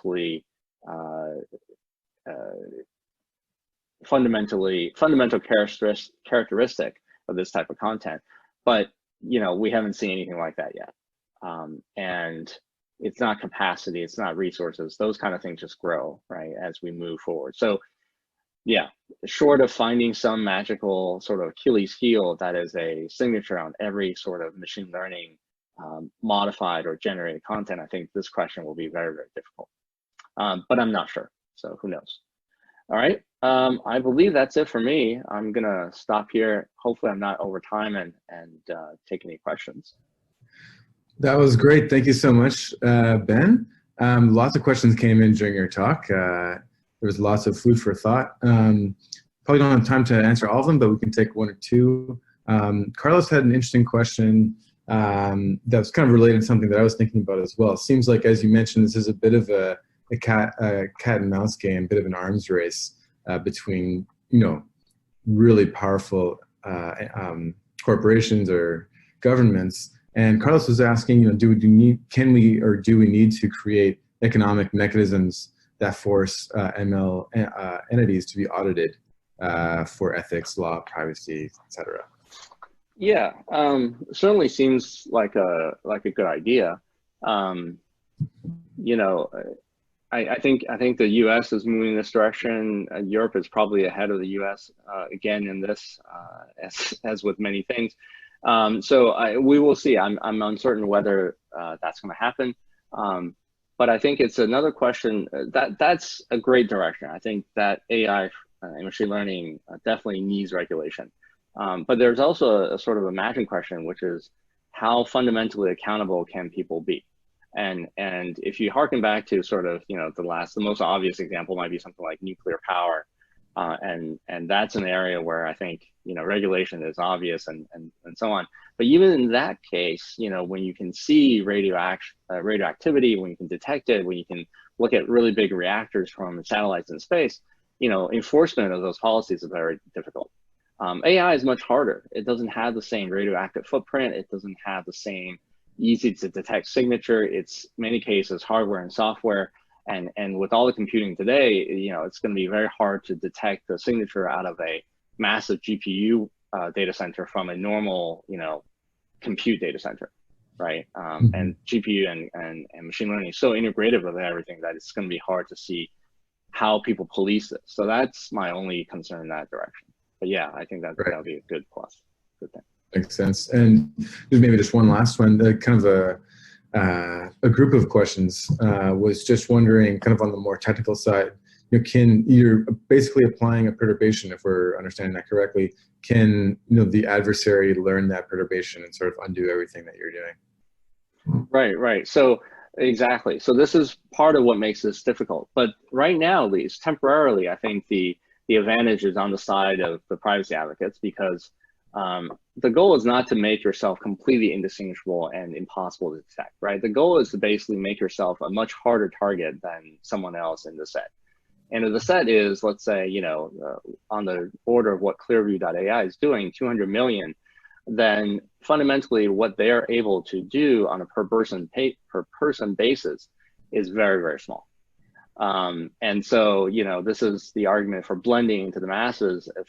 As long as something like, 30–40% of the population does not all use this, then it may be okay. It may be that the cost of detection of these kind of mechanisms will be so computationally high that that at scale will be intractable. But on a more technical side, probably don't have time to get into it, but actually it is fairly difficult. And there's ways of masking those kind of intermediate perturbations and so on. Maybe we can talk about that offline or separately. Great. Okay. Thank you so much. And we'll hand it over to Bob to introduce Chris Ray, and then we'll have the fireside chat. Thanks, Ashton. Thanks, Bob. Thanks, Ben. So A, B, next is C. Welcome, Chris.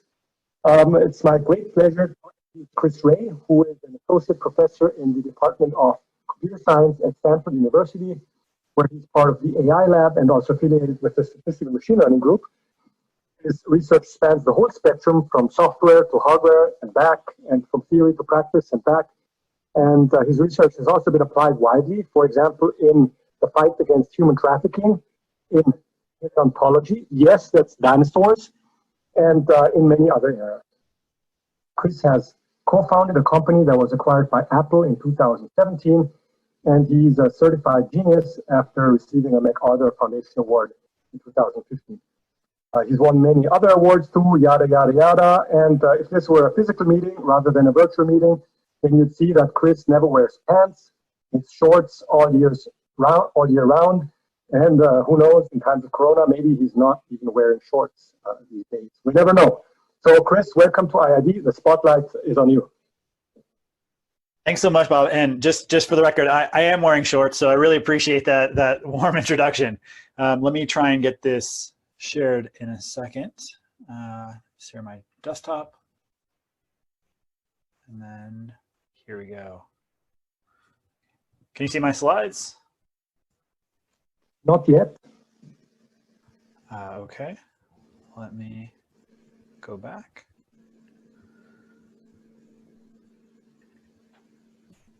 Okay, now we see them. Perfect. Thanks so much. Let me get this off. Great. Thank you so much for the warm introduction, and it's always a pleasure to be here. So I was asked to describe something that was kind of weird and crazier looking research, and so that's what I did. So this is some stuff that I don't know too much what I'm talking about, but in the spirit of the workshop, please give me feedback and pointers around various different things.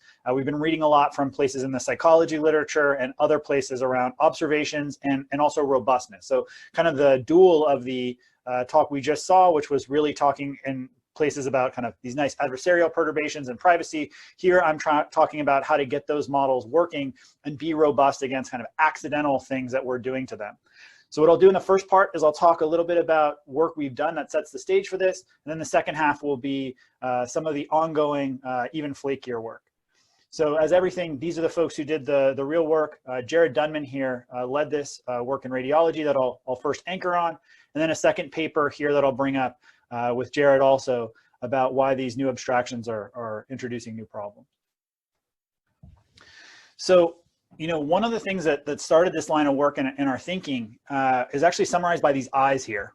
And one of the reasons we love to use machine learning models is because we're looking for something to pull out of the data, and it's kind of too prohibitively expensive to write simple Python program to do it. And so being able to give a whole bunch of examples allows us to pull out those signals, which are just kind of a skew of what we could precisely write down, but still kind of does what we want.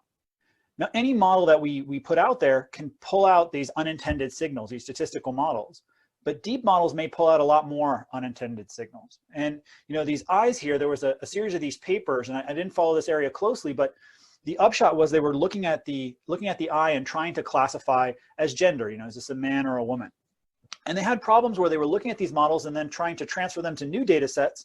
And then all of a sudden they kind of wouldn't transfer to those new data sets, and they didn't know why. And there was this great paper that basically came out and said, well, what they've actually been doing here is actually finding mascara in the images. So they're finding this signal that's buried in the image that is correlated with gender, and it wasn't something they set out to do, but they basically built mascara detectors which didn't transfer across these data sets.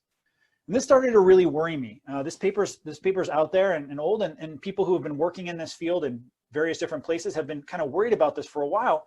Do we know how well these models are really performing? How do we make them robust? So, Jared, as I mentioned earlier, spent a year of his life on this clinical triage task. And he created this huge data set of clinical labels. He evaluated the effects of label quality, and he published it in a clinical journal. And very exciting work. But when he did this and he evaluated actually the effect of these new models, he noticed something kind of disturbing under the covers. So the first thing is, if you look at these models here, if you're an insider here, these are some models that you've probably heard of. DenseNet is from Cornell, Killian's model. It's amazing, won CVPR best paper, and it gets the highest test accuracy. And other famous deep learning models are here as well. Now, interestingly, the top one is this bag of visual features model. And this is something that you could have comfortably trained in like the early 2000s. And there's this difference of like 2 to 3 points. So this kind of starts to suggest like, what's different that we're pulling out of these models, and are they really so meaningful, the differences that we're pulling out? Now, it's not just those eyes that we were talking about before. So here's an example of, melanoma surgical marks. And you see there's a melanoma here, and it's actually pulling out various different features. This is the class activation map. Well, here's another image that's in the same data set where in fact you see these little marks, and those marks actually correspond to surgeries. And somewhat depressingly, if I look here, what the model is pulling out has nothing to do with the melanoma, it appears, but has everything to do with those surgical marks, which are anti-causal. This means someone has already diagnosed you. Another example of this, here's pneumonia detection, very famous set of examples. You have 2 images. Now, I'm not a physician. These look nearly identical to me. If it involves blood or guts, like that's not something I do. But I look at these 2 things and I'm told that we're trying to detect whether or not someone has pneumonia.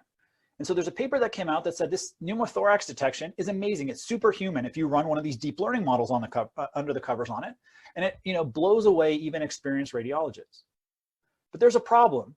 This image on the left has no drain. This image on the right has a drain. Now, even after you told me that, I really still can't tell the difference between these 2. I'm not a trained expert, but even a first-year radiologist can pick out this difference. It turns out that in this data set, there were tons of drains. And so the problem is that if you have a chest drain and you're looking for pneumonia, that means you were already treated. And if you remove those from the set, instead of being superhuman, you go down to decidedly average. Actually, as was tweeted about when this paper came out, worse than a first-year resident, okay? So these are cases where sort of we're using these deep learning models with the best of intentions, and somehow it's picking up on these kind of freaky unintended signals. And what I've been trying to obsess with is, how do we think about these problems, and could we do something about it, both theoretically and practically? Okay. So to be clear, what's going on here is that classically, this wouldn't be an issue, because classically, if you're writing a machine learning model, you would never write a model that says, if I see a drain, then estimate pneumonia, right? It's a mechanical thing that you're doing. If a purple dot, then cancer. But because we've raised the level of abstraction and allowed these models to be much more easily built, these new bugs are creeping in. It's not that someone did anything, bad or wrong or dishonest. It's just the level of abstraction is higher, and so it's pulling out these unintended signals that are in there. And so we started looking over time at this class of attacks, which are not adversarial, but they're accidental, right? And we identified this one thing, which I won't bore you in too much detail, but I encourage you to check out Jared's work on this, which looks at these things called hidden stratification, where you have a class, for example, the abnormal class, where there are drains and not drains that are important subclasses. And somehow we want to do sort of differentially different things on those subclasses and detect even that those subclasses occur. Okay, so we started trying to look at a theory for that. Okay, so this is the backdrop, trying to look at these things. What we decided to do was try to observe more of the interaction of, say, a physician with the data. And the conclusion that I came to, which is the kind of wild idea, looking at these things, is that we've lost so much information in those labels. It's not just, you know, that we're not getting the hidden stratification, but there's this rich context when people engage with their data that we'd love to be able to capture. Instead, we boil it all down to a 0-1 bit, you know, abnormal or not. And that just seems crazy to me when we're trying to teach these machine learning models to make kind of much more subtle kinds of distinguishing features. So my lab has done a whole bunch of stuff on this area called weak supervision. I'll inadvertently use the terminology. It basically, what the idea is that you can write a bunch of, you can basically identify the sources that your training data comes from, and it can automatically learn the accuracy and the correlations among those sources. And we have a pretty reasonable theory. If you're around for the BIG thing tomorrow, or you want to visit my page, there's more information. I'll just use this terminology. This isn't super critical. Okay.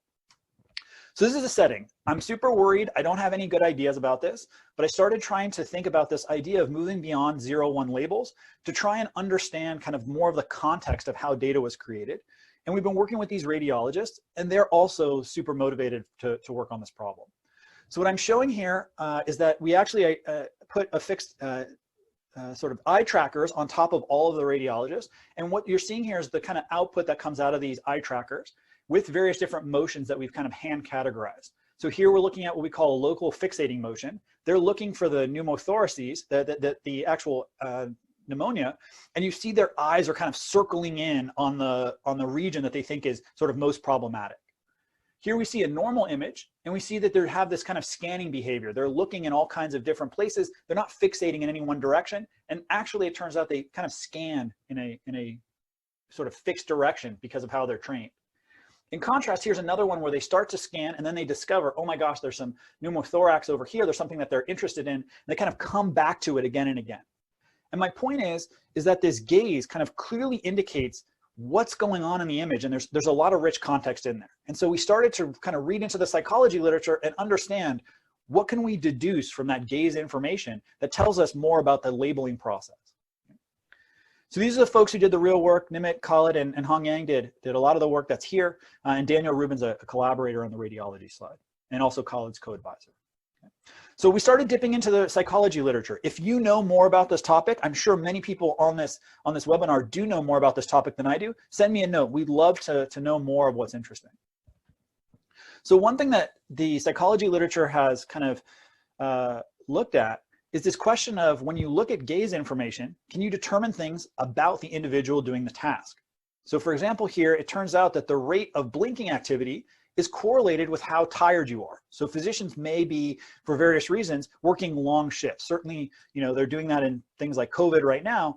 If we could look at when they assign those labels and see, oh, you've assigned this label and you're really tired, do you need a second look at this? That could potentially be quite useful and interesting and tell us a little bit about the quality of the labels and potentially make us more robust.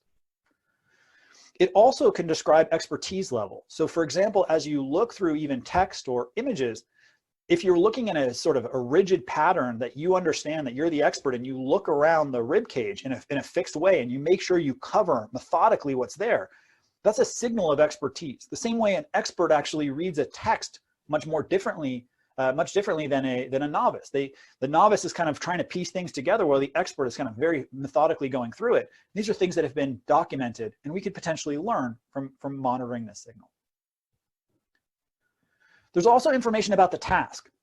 So it turns out that if you give someone a difficult task, they'll engage with it much more. And so as a result, they'll blink less frequently. So you can actually tell if you're giving, various different images and one of them is more challenging, you actually will have these secondary markers that say, this is a more interesting example. And you could imagine reweighting, for example, your examples that you feed to your machine learning model based on this information to potentially make it easier to do.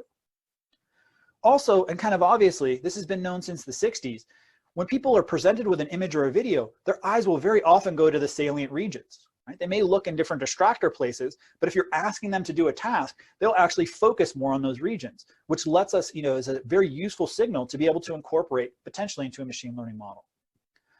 Now, these aren't the only, things that are out there that tell you about a task.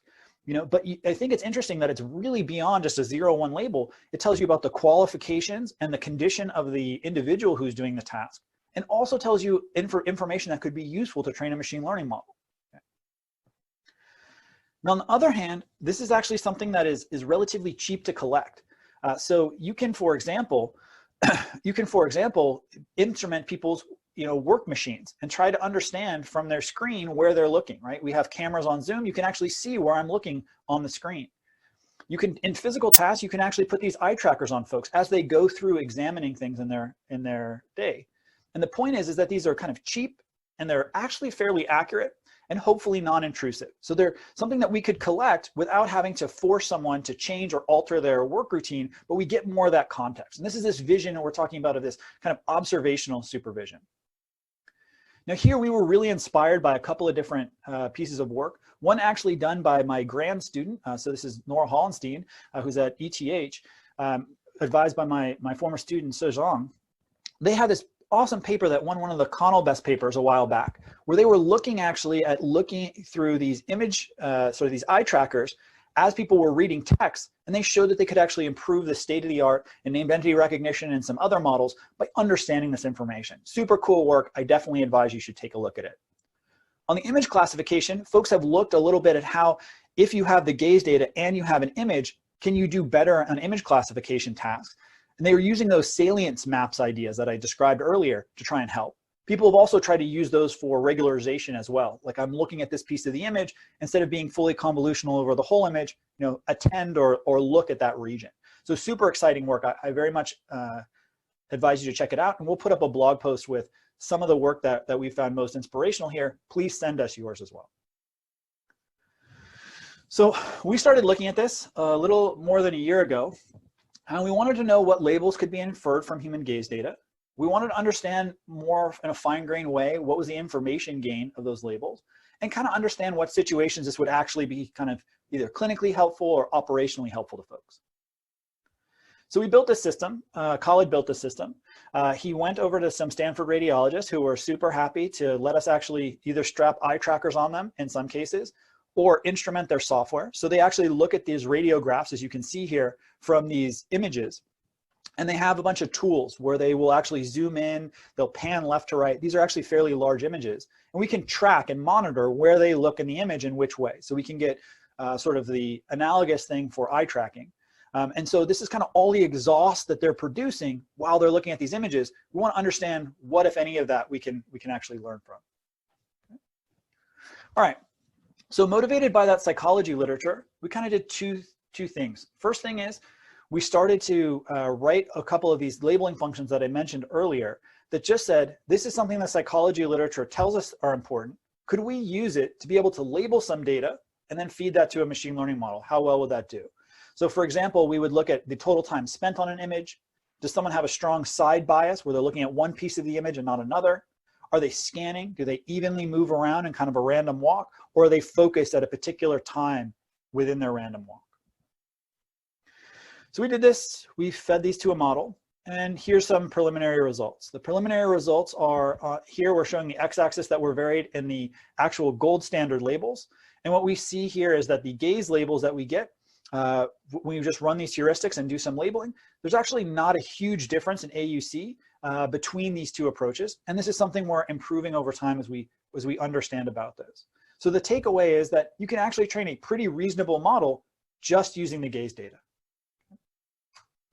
In the spirit of some of the work we've also seen, combining the gaze data and the image features actually improves performance.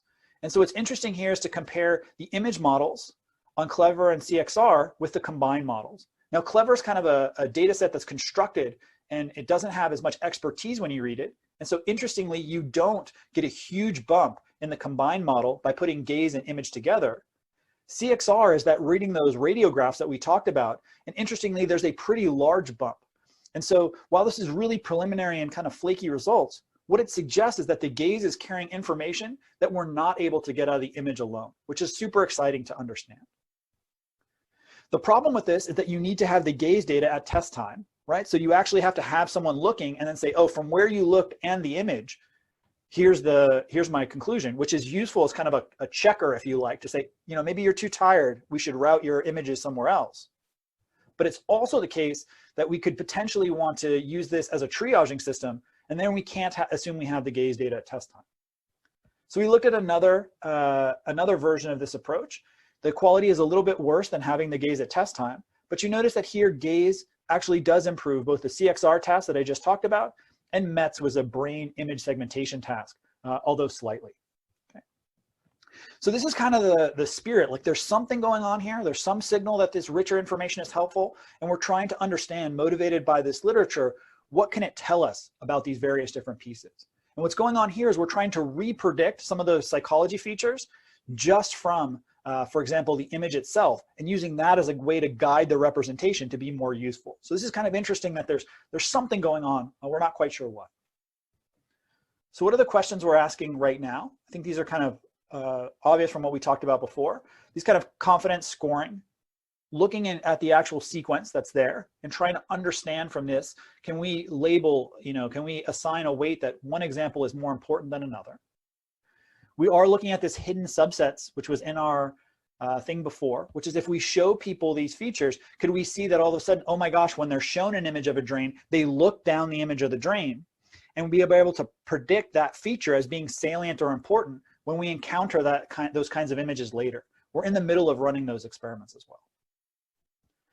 Now, in my weaker moments, I'm a theoretician. I won't bore you with this in too much detail, but there's actually a whole theory that I haven't gone into in the psychology side that to a machine learning person looks extremely familiar. So I feel like I should highlight it because it was fascinating to me when my students actually showed me this work. So basically what these neuroscience folks were looking at is they modeled how you would look at an image as a kind of a random walk or reinforcement learning kind of problem, where you would get rewards as you would look through it. So you get kind of a +1 reward if you look in the region that's salient in this imaginary model, and -1 if you waste time and you're kind of looking around, okay? And the question is, if you look at this theoretical model, how much of the behavior does it actually explain, right? So conditioning on the fact that that there's something there and you're after, what you would expect is you kind of scan around and then you find it and you fixate on it. That's kind of the rough mentality that would come out of this model. And here's some math from this line of work that kind of explains that, this uniform scanning versus this fixation issue. Okay. This is very preliminary, but we basically backed out from this model some theory that tells you that actually these model makes actually pretty interesting predictions that are actually supported on real data, that these attention depths become larger and we can actually put on precise bounds of how large we expect them to be, which tells us that actually there is some discriminative signal that the simple generative model of how someone looks at an image is actually able to predict. And our hope here is that by adding sort of increasing fidelity with this model, over time we'll be able to understand a little bit more what the structure of these gazes are so that we can then better incorporate it into our workflow. Okay. So this is kind of the stuff we're after. And this is really the end of the first part. I'll finish a little bit early since I want to make sure we have time for the chat. So basically what I'm getting at here and what I encourage people to think about, and I'm really excited to think about, isn't necessarily gaze specifically. We're also doing stuff with instrumenting software in this vein, but it's getting beyond this notion of 0-1 label, right? In machine learning, too often we're obsessed with, I get a bunch of 0-1 labels, and then I start to train a model, but there's so much rich context in what we collect. And I think that there's a way of obtaining this information by simply passively observing the environment. From all the things from smartphones that are in front of you to various different devices you interact with, there's ways to collect information where there's not a huge burden, but we get a lot more of that richness. And I'm super fascinated about this. We're going to try and make data available to folks. Of course, we can't do that with things that touch medical data sets. The challenge, and I'd love feedback here if people are interested, we'd love to have classes of tasks where someone needs some expertise or some investment, so they're really looking at the images, but it's not sensitive in some way. Most of the examples we've seen where someone's trained to look at an image, it's some underlying sensitive material, and so it's difficult to share or get a benchmark. On the other hand, all the benchmarks in this spaces are kind of not very interesting because they're sort of simple geometric comparisons. Things like, clever, like I have a cylinder next to a sphere. It doesn't have the same kind of structure and nuance that we're really after here. So if folks have feedback about how to do that, well, we'd be really appreciated. So we were asked, as mentioned, these 3 questions, and caveats are the same as Ben, but even stronger. I don't have any idea what I'm talking about here, and I wanted to pick things that were a little bit technical. I think Ben did a beautiful job. I love the photorealistic avatars. I thought that was a really interesting and insightful prediction. I wanted to think a little bit more operationally about machine learning. So I answered in kind of a different way, not in terms of problems, but in kind of how our world will change in each one of these 3. And no stories about The Simpsons, which was just an awesome story. Anyway, so what are these problems in 10 years that we think will definitely be solved? And I thought here about the problems that, one of the problems Ben mentioned also in his talk was, it seems like the power is in these big distributed computing clusters. And there's something that gets me kind of angsty as a professional, where, you hear these things from people in industry, and I've been fortunate to be in industry, when there's always these stories every 10 years, only the big companies can blah, only the big companies can do this. And that may be true as a point in time of something, but kind of computing over time, I think, has been a great force to democratize and put that power in people's hands, often led by hardware, I would say, where people, did have a computation that required a supercomputer, but then fast forward a decade later and it's, available to you right away for you to do unbelievable processing that would have seemed out of reach even then. So I think there's this sense that machine learning hopefully will go through a similar revolution. Now, as I mentioned, the one that happened 10 years ago was people were talking a lot about this scale out story. If you talk to systems people 10 years ago, everything was going to require a data center. Forget about processing or doing interesting data analysis. We weren't even talking about machine learning, but just all the world's data was going to be in 3 companies and you couldn't participate. You needed to build some special system to do it. And one of the things that I love here, which is sort of thinly related, is Frank McSherry. I decided not to use an accurate picture of Frank here. But Frank actually had this beautiful blog post, which I still love and I highly encourage you to read, in 2015, where he talked about how everyone was obsessed with scalability, and he said, but at what cost? And basically Frank's laptop, if you know the story, was able to say that all these systems that had been built that were running these really super expensive computations, he could actually run on his laptop and get comparable and sometimes better results. The people had so over-indexed on the problem being huge and nasty that they hadn't really taken the time to appreciate the hardware that was in front of them in some way. And he had this line that I heard, I think it was from somebody else, which is, you can have a second computer when you've learned how to use the first one. And so I think this trend is really fascinating for machine learning, because we are getting into this kind of same shape that systems was in 10 years ago, where you do hear people always say, oh, Google can do X, Y, or Z. Now, I mentioned Google uses some of our stuff. We're very proud of that fact, but that was stuff that was done on people's laptops. And so I think there's a chance for this to change dramatically. So I'm super biased here. I think that what you're going to see is that a lot of machine learning value is going to swing back more towards the single or small enterprise or small group of folks that can do this. I think it's going to be led by hardware. I think you're going to see that, what's happening right now is that you're not going to have these huge clusters. I'm very biased here. I started a company with Kunle Olakutin, the godfather of multi-core, this thing called Samba Nova. We don't think people are going to train on GPUs in 10 years. I think most startups and most people believe that's the case.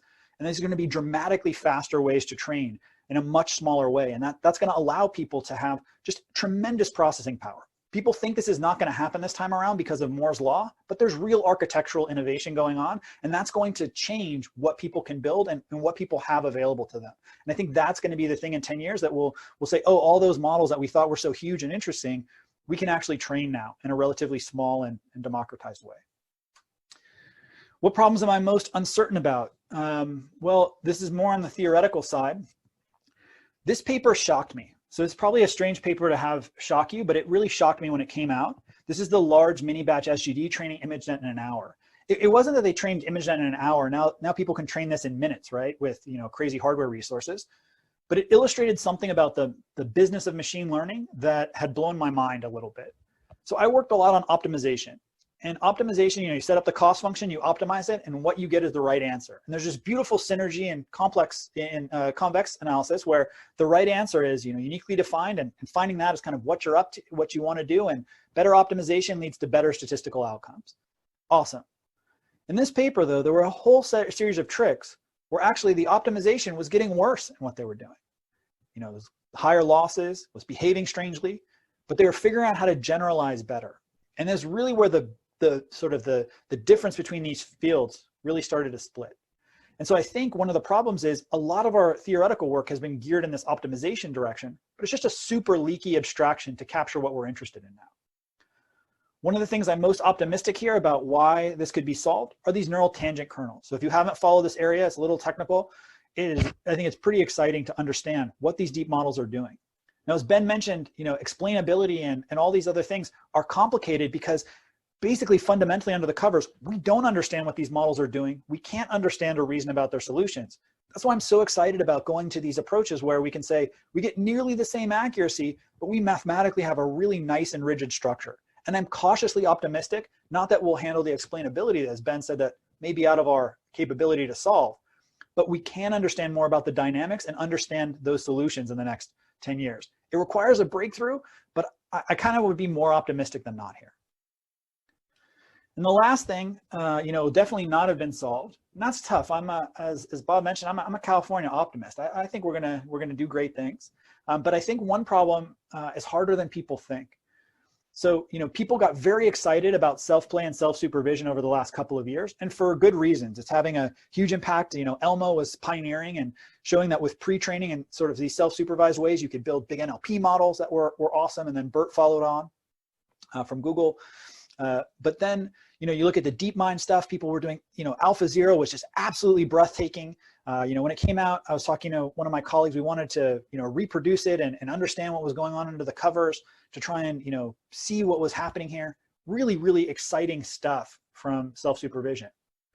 Now, those methods that are underneath the covers there, the thing that makes me nervous about them is that, you know, if you remember the phase transition, if you were around, we kind of went from deep learning kind of not working to getting a bunch of industrial investment and just kind of screaming across the world. In the same way, self-supervision has generated a ton of interest over the last couple of years, but the gains have been much more modest and incremental. And in particular, we haven't really seen places where people are able to go beyond, convincingly go beyond what I would call extensional memorization, really memorizing what's there and trying to learn these, instead of learning these higher level, more transferable abstractions. Now, there's that piece. The second piece is how do you inject knowledge into this process? And how do you bring, you know, sort of all the interesting things that are around? And people believe that we can just keep boiling the ocean and it will somehow magically do it. I think this is one that's going to be harder than people think. We spent about 10 years trying to figure out how to fuse logic and probability theory, which was the first stuff we were doing about 10 years ago in machine learning. And actually, it didn't really work that well when we're you know, for applications. In fact, pattern matching kind of deep learning approaches ended up growing and kind of superseding a lot of what was going on in that space. Not all, there's interesting research, but practically, they didn't have the same level of impact. Now, in full disclosure, I'm working on this topic. I think this is fascinating. I think people should work on it. But I think it's going to require some really crazy breakthroughs in a way that I think conventional wisdom thinks, oh, we can just throw larger and larger computers at it, and this will eventually fall down. I don't think so. I think this requires a fundamental rethink of a lot of what we're doing right now, architecturally, and maybe even foundationally as well. So with that, thank you so much for your time and attention. Thank you very much, Chris. So first question, can you understand me, or is my mic really as crappy as people said in the chat? I can understand you, Bob, but that's because we have such a long and deep history of communication. Okay, so fascinating talk. I think people are so fascinated they forgot to type questions. So I will ask one myself. I love this idea of using the gaze from experts.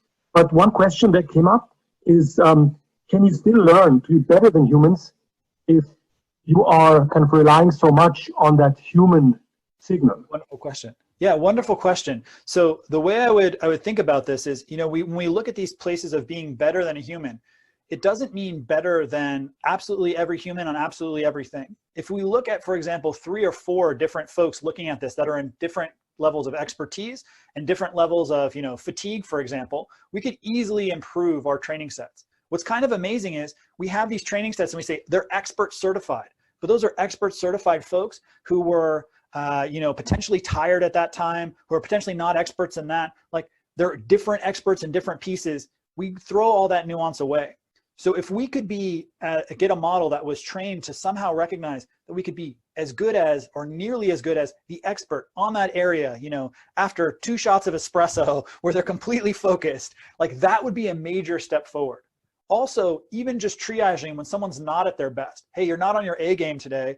You've missed this region or you haven't even looked. Let me highlight it for you. I think those are the places that are likely to have more clinical impact than just raising the AUC and RUC. Like those are interesting ways to train them. But yeah, I'm optimistic that we can get, better than an individual on a given point in time. Got it. And what other modalities beyond gaze are you thinking of?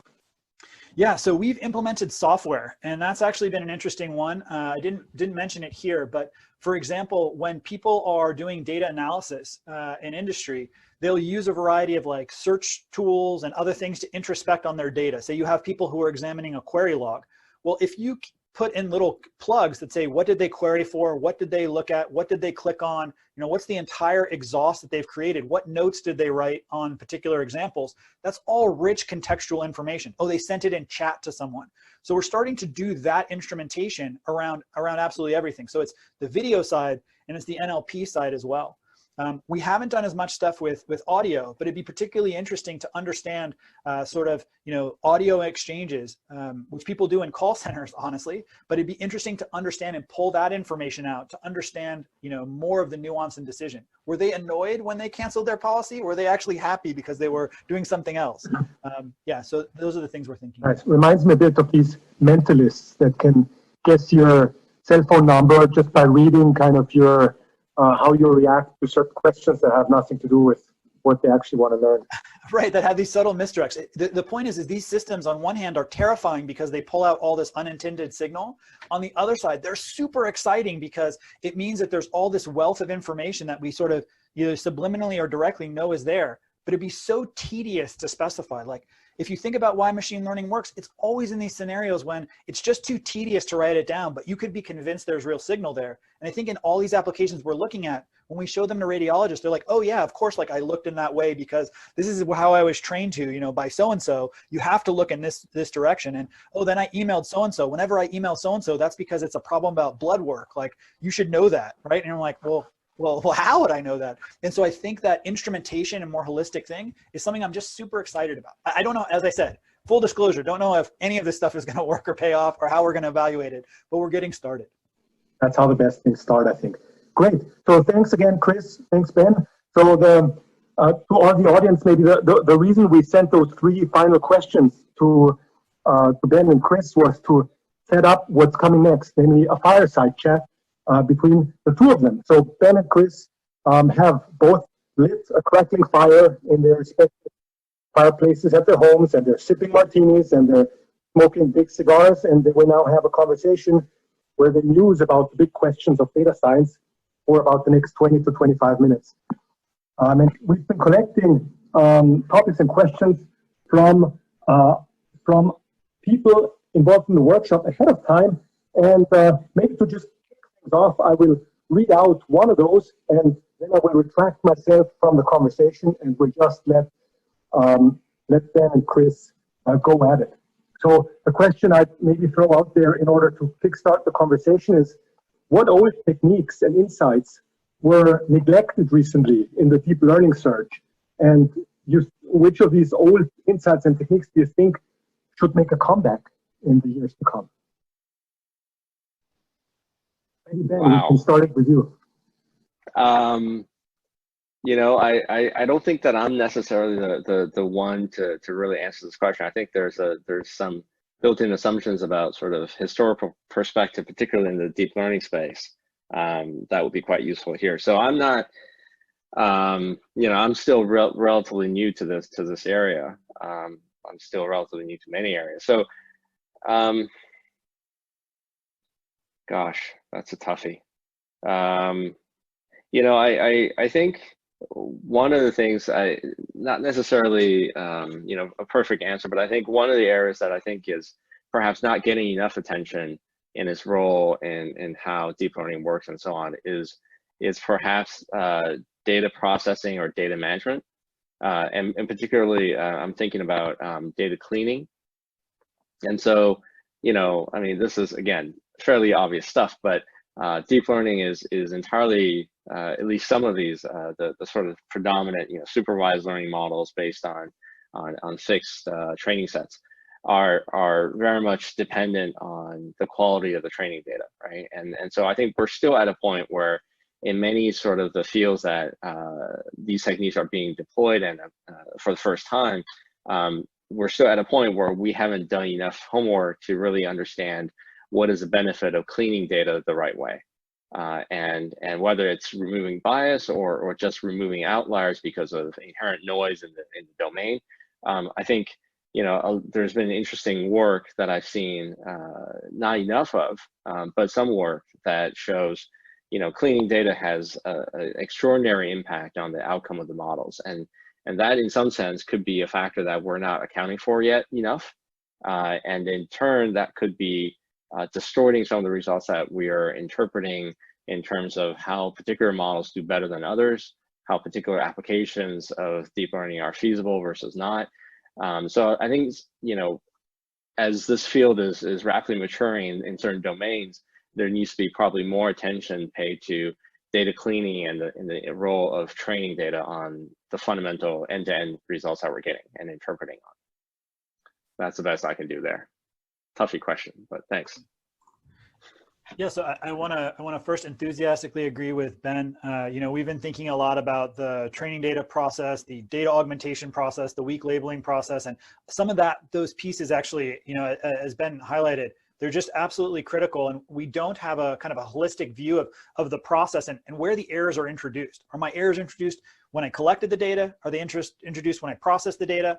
We focus a lot on the modeling piece. And one of the arguments I'll make tomorrow is we may have over-indexed on that. And we ran off in a different direction and it was more greenfield. But I think there's a lot to do there. I also think, that when people talk about machine learning, I think we've been in this deep learning era now for long enough that we flushed the cache from graduate students. And so most graduate students grew up as deep learning natives, right? And that's a really interesting time because the way they understand the world and how they think about building these various different models are, sort of supremely effective. And I want to say one other thing, like if you tried to do computer vision 10 years ago, replicating results was a nightmare. We were talking about replicating earlier. Replication is now easy. Like I remember spending my entire winter break and just trying to code up things and SciPy and all these other different things to try and replicate an image pipeline, and it didn't work. And it was usually my fault and a little bit their fault, and no one knew.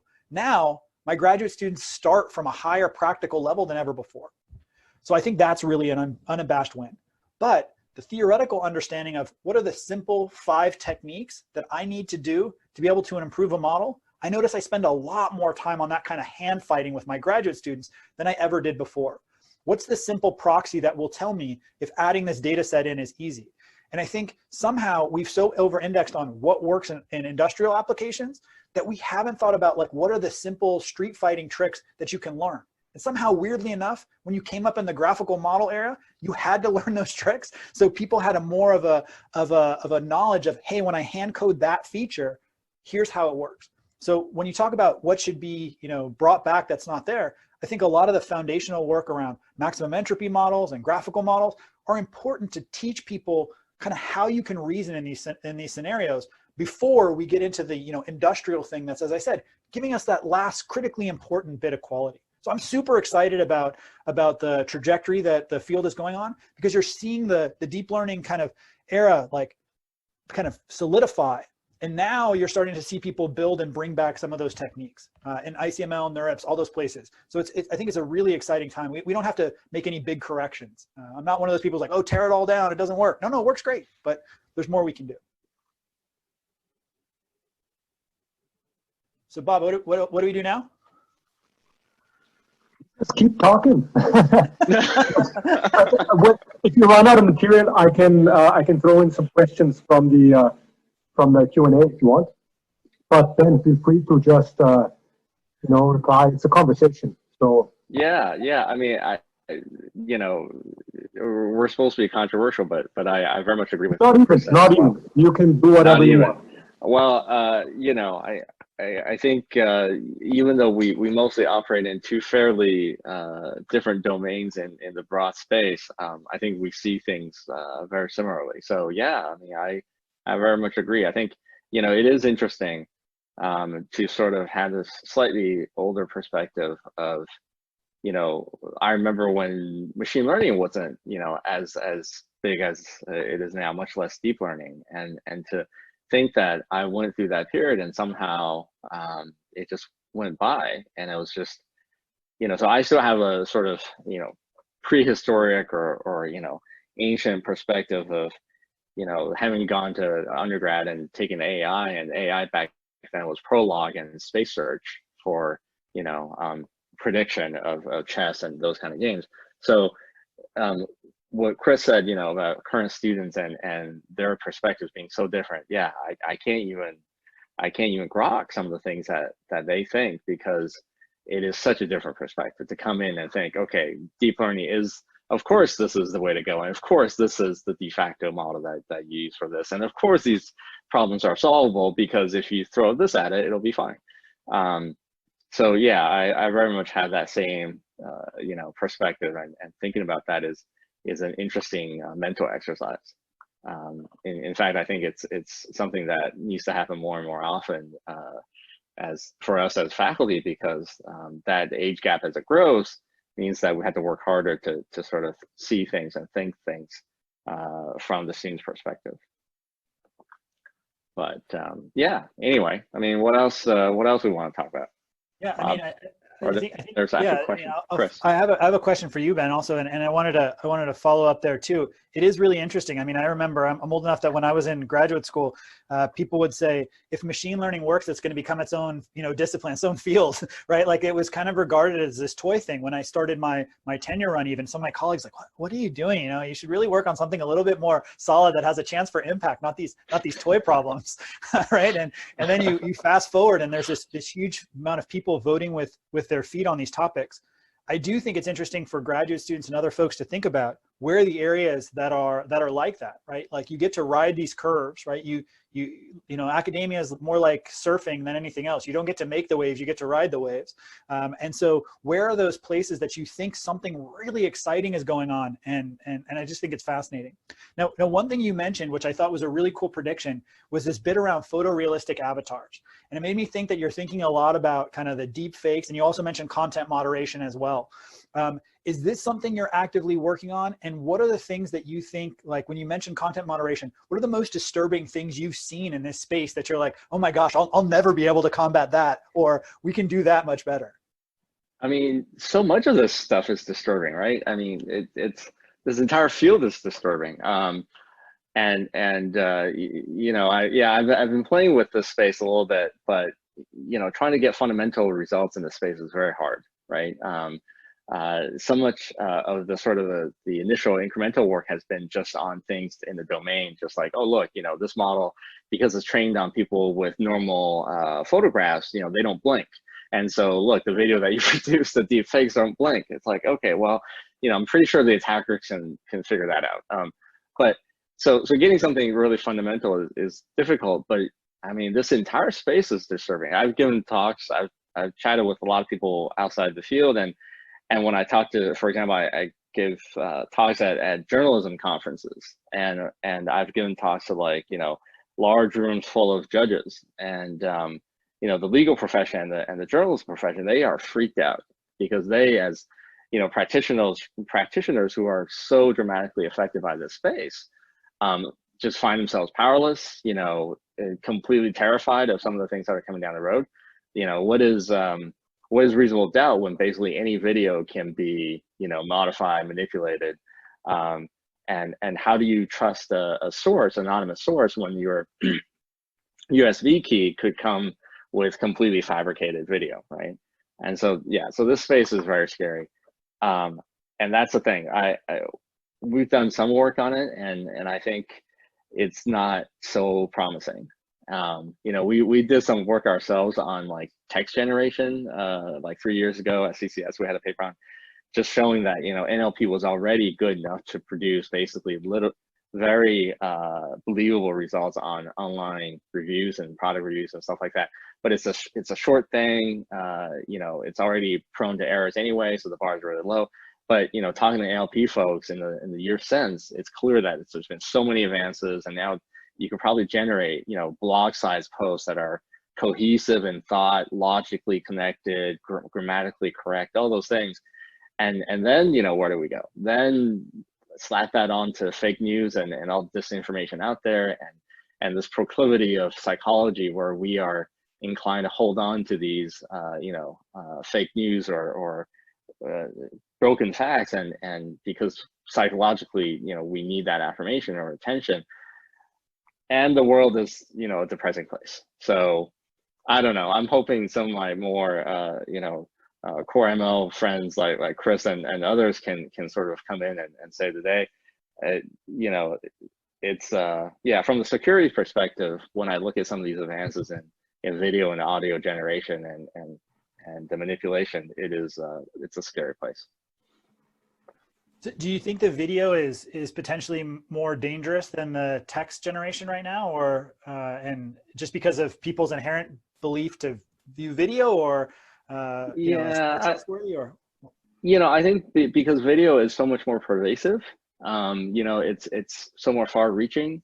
So like, but I look at text as a canary in the mine, right? And the fact that, you know, just text on Twitter and whatever, without, in most cases, without graphical support, without video support, is already so effective at disinformation. It just means that once these other tools get, you know, commoditized and really become tools of the trade, the problem is going to be much worse. And one of the examples I always harken back to is like this idea of, you know, grandma getting a phone call from, you know, granddaughter stuck south of Mexico on spring break, and you must send money to Western Union right now.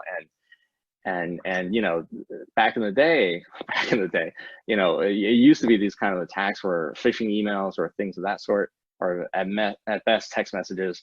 Now imagine if you got basically a grainy Skype video or Zoom video of the daughter saying to grandma, look around me. I mean, you know, there's people, you know, here with me. I'm trapped here. It's really me. Help. And my voice matches my mouth movements, and you know, even if the video is slightly grainy, you know, it sounds like me.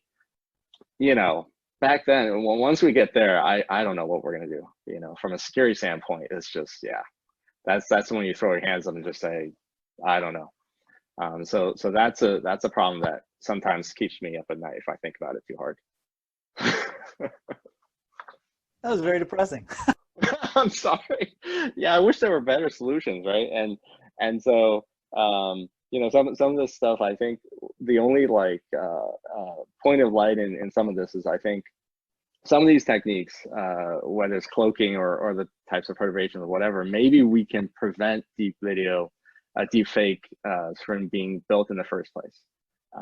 And that is something that may be interesting.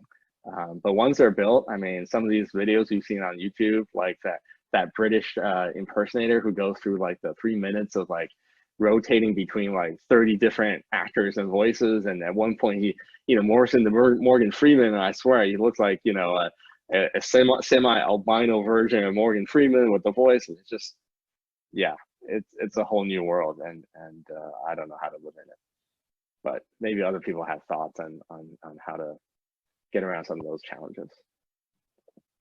But yeah, that's always depressing. Sorry. So Chris, tell us about some of the cool things that you think are sort of more positive. Like what are advances that you know you're the most excited about, like in terms of getting out there and really making a difference in a positive way? Security is oftentimes depressing. So. Yeah, no, I think one of the things that I'm particularly excited about right now is you're seeing this big shift in who can write and deploy state-of-the-art machine learning models. And, you know, I think all machine learning people should view themselves as trying to put themselves out of a job to try and, I guess, put a negative spin on it. But this idea now that I've seen in the last 5 or 6 years, folks who are in disciplines like, you know, medicine or material science or, you know, psychology, be able to pick up models and deploy them and actually start to reason about their consequences. In one way, the fact that we don't understand the mechanisms of the model kind of removed one of the large gatekeeping effects of building these models. It used to be that to understand, statistics, you had to go get blessed by a statistician, and statistics went through this model where they would send a statistician to go sit on your grant. They would look at your Excel spreadsheet and they would say, statistics is good. And then they're like, oh, statistics is bad. And like they were the final arbiter. And so it felt, I think it felt to folks like they were dealing with this external entity. But now the people who actually ask the questions are getting closer and closer to being able to answer them. And that is a super optimistic thing, because if we can really get that gap out there and let them figure out how to be careful with it, that will be amazing. And so I've been super excited to see people in fields like medicine, which, both of us have been around long enough. They used to be very skeptical of anything in computer science. Like they were the, people who were doing these things. They were doing the analysis. They don't really want to deal with us. To fast forward to now, their graduate students are almost indistinguishable methodologically from our incoming CS students. They've grown up in this environment. They're applying the tools and they're figuring out if they're right or wrong using methods we haven't thought about. So in a real way, like the external people are catalyzing our research more than the other way around. We're not the, when I came into machine learning, there were like the high priests of machine learning, priests and priestesses who would say, this is what we believe is right. This is the right way to do this problem. And now you're just kind of watching the world around you. And I think that's very healthy for computer science to switch into that view. So I'm particularly excited about that. And I think that trend is only going to accelerate. What do you think about like along the same lines of that direction of automating and making usage easier? I mean, there's some meta models now, and then there's this auto ML stuff that's really taken off, and I see some pros and cons there. What's your take on that? If that really becomes a de facto sort of industry way of pushing it out there? Yeah, what's interesting. So traditionally, when people have thought about auto ML, so they think about it in terms of these like the Google, the network architecture search. You're going to search over all these things to kind of push the state of the art. Efficient net, super exciting work. But one of the things, a system that I built actually when I was at Apple, that's now public, basically just gave a very simple wrapper to engineers and tried to avoid what we were calling new model IIDs. So the problem that you would sometimes get into an industry, especially a couple of years back, is, oh, I have this problem. A new model just got posted to ICML, iClear, NeurIPS, wherever. It's on GitHub.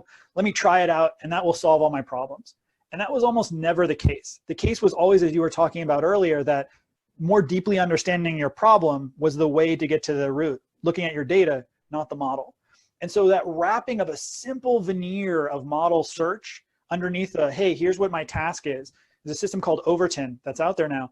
That would just automate that piece. And so they wouldn't worry about it. And they also wouldn't worry about things like shipping to production edge. It would do the model search and say, okay, your model has this much memory and this much time it can run in.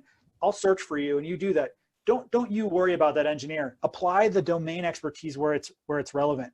So I think these tools, are really important in terms of being able to change people's productivity. And sometimes, in machine learning, we naturally get very inwardly focused. We lose track of that, right? We lose track of like why this tool could actually be interesting and change the external behavior. And we get focused on our own internal metrics, right? That we then go up and optimize. So I think that bit, and I've heard other people say that. I mean, I think Andre Karpathy had a blog post about it too, that there's this way where the idea of model search is really powerful.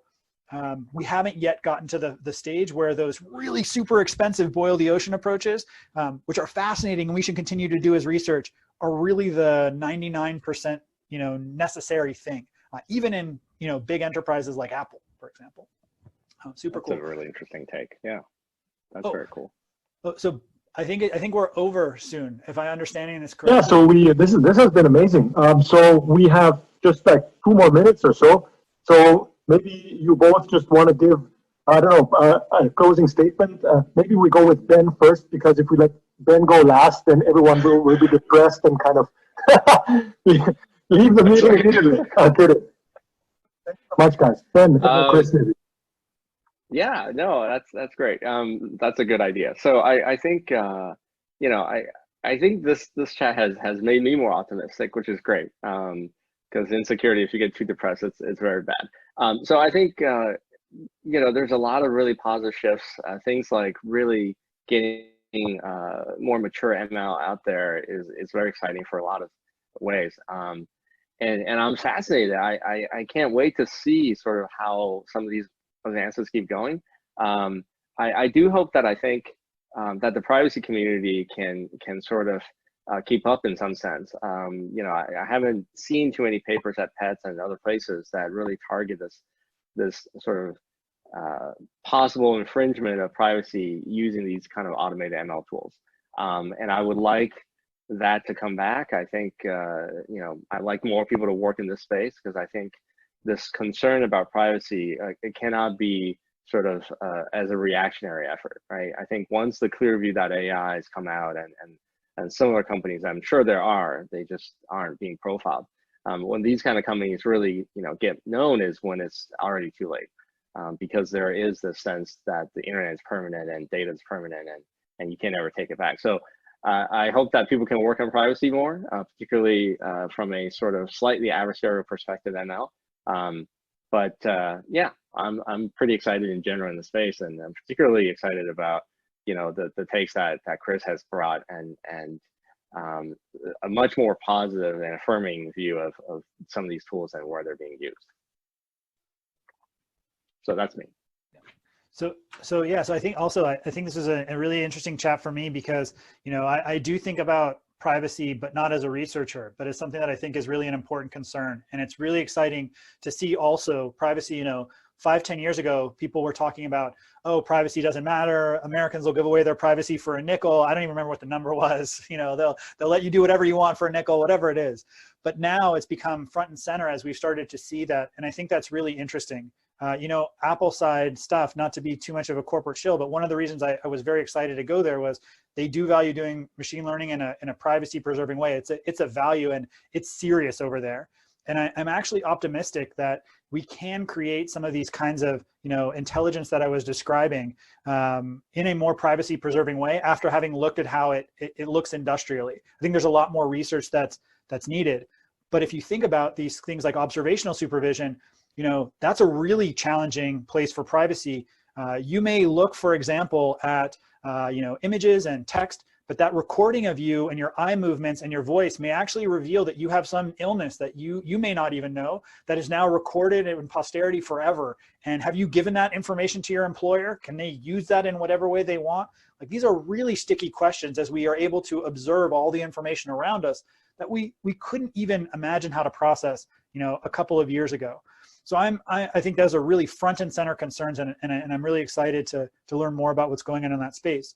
On the other side of the coin, I think we're at a stage in machine learning where we're kind of primed to do something next. There's a lot of consternation in machine learning. People say, what's the next thing after deep learning? And we kind of want to replicate the good feelings we had. Like, it was very exciting waking up in 2014 to 2016 and checking archive. Like, whatever task was there, someone was making progress on what you were working on. It was nerve-wracking, especially as an assistant professor, but it was also really exciting. And I think people are trying to recapture that magic.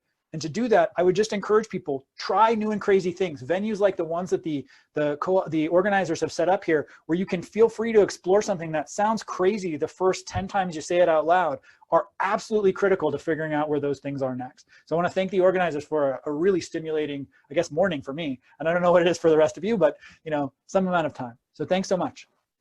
Yeah, ditto. I want to chime in on that as well. I think this is a really fun venue, and I'm glad we could bring so many people together. I think the virtual aspect of it may actually work in its favor here, but this has been a lot of fun. So thank you for having me. And you're glad you didn't have to meet Chris in person, I guess. Thanks so much, guys. This was great. Yes. Okay. Thank you both for the fireside chat. That was really insightful and nice to listen to. So next up, we have the Spotlight talks. There's going to be a bit of a lightning round of 3-minute talks so that all of the authors of the papers that got accepted to this workshop have a chance to tell everyone about their work. So we'll have 3 minutes each, and the idea is really for them to give a hint of what they worked on so that you can then discuss further in the poster session. So we are running a bit behind schedule, but this will take around 12 minutes for these talks. We have 4 talks, and then we'll have a short wrap up, and then it'll be the poster session. So first up is Suming Chen, who will talk about training machine learning models with causal logic. So Suming, if you could unmute yourself, show your video, thank you so much, and share your screen.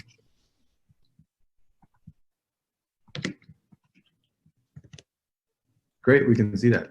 Go ahead. Okay, great. Yeah, so this is a little rough. I'm sorry, I'm just taking the place of someone else. This work is with Google, and this entire point of this is how to train more efficient machine learning models. So train pretty much counterfactual machine learning models as well. So in this case right here, we have, this is like a Gmail search bar, and you can see that we can search some various emails, but at the bottom there's also a link that potentially may or may not show up to Drive documents. And the goal is to decide whether or not we should just, show this Drive document link at all.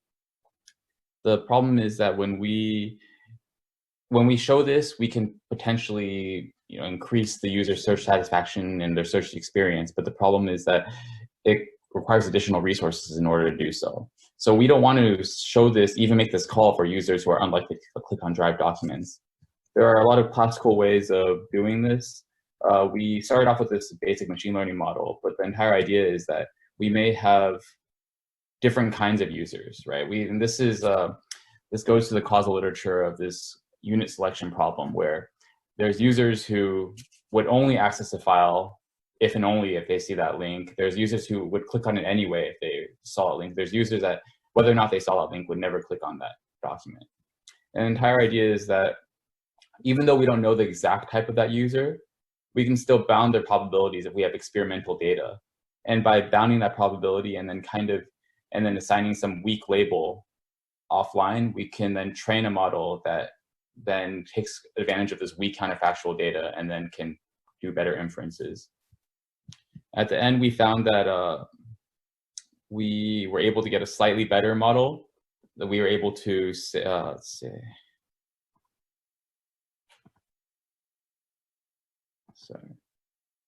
Yeah, so we have this little algorithm at the very end, which simply lets us classify the users and provide a weak label. And at the end, we were able to show that we were able to keep most of the click recall, but then greatly improve on the number of requests that we need to send. So we were able to cut down a lot of requests to the back end. Thanks. Great. Thanks so much. And thanks for keeping that within 3 minutes. That's great. I know that's very hard to do. Next up, we have Wang-Cheng Kang. So if you could please unmute yourself and share your screen, that'd be great.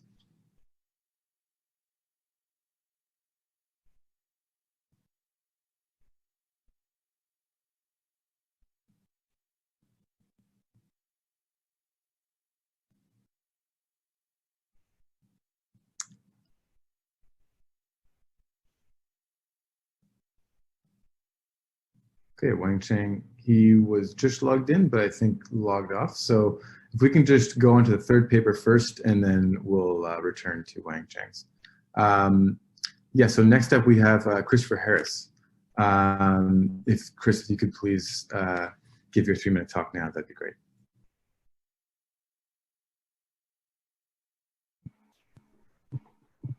Excellent, we can see that. Thank you so much. Okay. So can everybody see the screen or no? Yes, we can. Okay. So my discussion was about cognitive biases, which are a part of pretty much every decision or shortcut to decisions that we make. And there's 4 of them that I'm looking at here: the decoy effect, the anchoring effect, hindsight bias, and confirmations. Each of these impact decision-making in different ways. So my proposal is to look at some of the metrics that we use, and by defining them into time slices and defining them a little bit more in terms of comparing them against different times, we can actually evaluate these cognitive biases and see them occur. So we can measure them, and by measuring them, we can see, for example, for the decoy effect, when you have A and B, which are 2 different options, you may prefer A to B. But when C is introduced, all of a sudden you switch because C provides some information that kind of clouds the decision between A and B. So if we look at the relative rankings between these 3, we can, over time, we can actually discern or distill how each of these can be measured and observed. And because cognitive biases are very difficult, even when you're aware of them, to identify. Having these can help identify some of the problems in decision making that occur.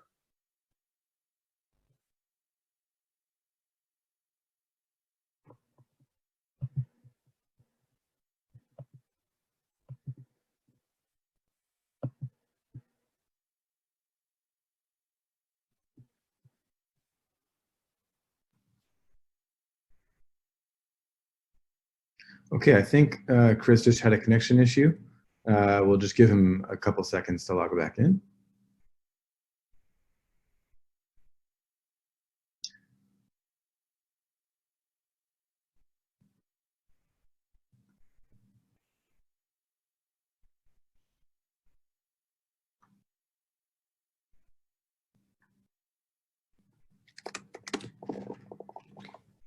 You know, relative to what I expected of online conferences, we're having relatively little voodoo so far.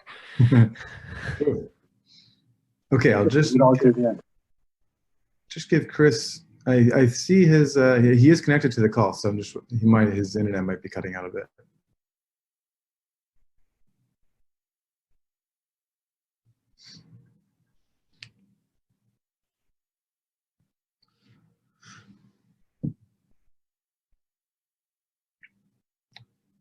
Okay, well, okay, so he just told me he's here, has some connection issues. So let's go on to Suming Chen and return to Chris if his connection improves later. So Wang Cheng, if you could try to share your screen again, that'd be good. Yes, we can see it now. And we can see your slides. Great, take it away. Yeah, okay, hi, yeah. All right, hi everyone, I'm Wang Chen. So the paper is learning multi-granular quantized embeddings for large categorical features in recommender systems.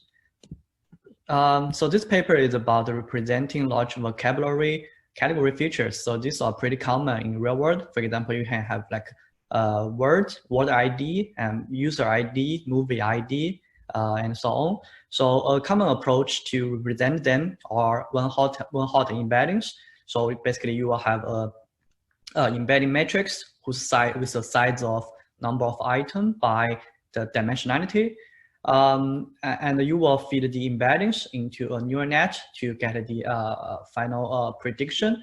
So since typically in specifically in recommender systems, since the number of items can be quite large, like in the billions or in the millions to billions.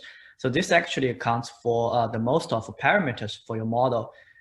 So hence, this part is the dominant part in your model, and hence it's crucial to the model quality for the neural nets or recommendation model. However, the one-hot embeddings has some drawbacks. The first one is it has a huge memory consumption. So since the embedding table would be quite gigantic. And another issue is like in real-world datasets, there is typically a significant power law distribution. So this is an item frequency chart. So you can see only a small portion of items accounts for most of data dominated in the data set. So the one-hot embedding treat all the items equally. So it's unaware of the power law distribution. So our idea is to try to solve the both issue with a variable embedding compression approach. So first, it has three features. The first is it's a quantizer. It uses a quantizer representation. So we use quantization to reduce the model size. And second, it's end-to-end learn. So hopefully it can get better quantization results than conventional, two-step quantization approaches. And most importantly, the third one is it's a multi-granular approach, which we assign a large embedding capacity to popular items, and we assign less embedding capacity to infrequent items. So hopefully we can, by doing this, we can adapt it to the power law distribution better. So here is an example of our method. So basically you have an item, and we split the embedding into several subspace, and we quantize the subspace embedding into a nearest centroid. Okay, so so for the multi-granular part, let me give an example. For example, if the code length is 4, For head items, we use 4 bits to represent them. So you can represent, you can have 16 centroids. Okay, so the numbers here can be from 0 to 15. But if you are a tail item, you are an infrequent item, so you only use 2 bits to represent each number. So you can only represent central 0 to central 3. Okay, so by doing this, we treat them differently, and hopefully this can, first, we further reduce the model size, and second, this might be a better model since it may help the overfitting problem on the tail items, since tail items don't have much data to learn the fine-grained representation. So this is the performance-wise, the results. So x-axis is the model size, and the y-axis is the performance. So the blue line is our method. So you can see we can achieve like a better performance than the 4 embedding. The red one is the 4 embedding method, which is the 1-hot embedding, with 20% of 4 model sites, and we can achieve comparable performance with 10% of 4 model sites. So we basically, in this paper, we proposed first quantized embedded learning method, MGQE, with variable complexity, and we applied it on real-world RACSys data, and we found it significantly reduced model size and achieve better performance. So in the future, we are going to investigate more fine-grained learned partitions for multi-granular capacity allocation. I mean, the allocation is important here, so we are going to investigate more on this direction. Yep, that's it. Okay, thank you so much, Wang Cheng. Next up, we have TJ Elmas from EPFL. If you could share your screen.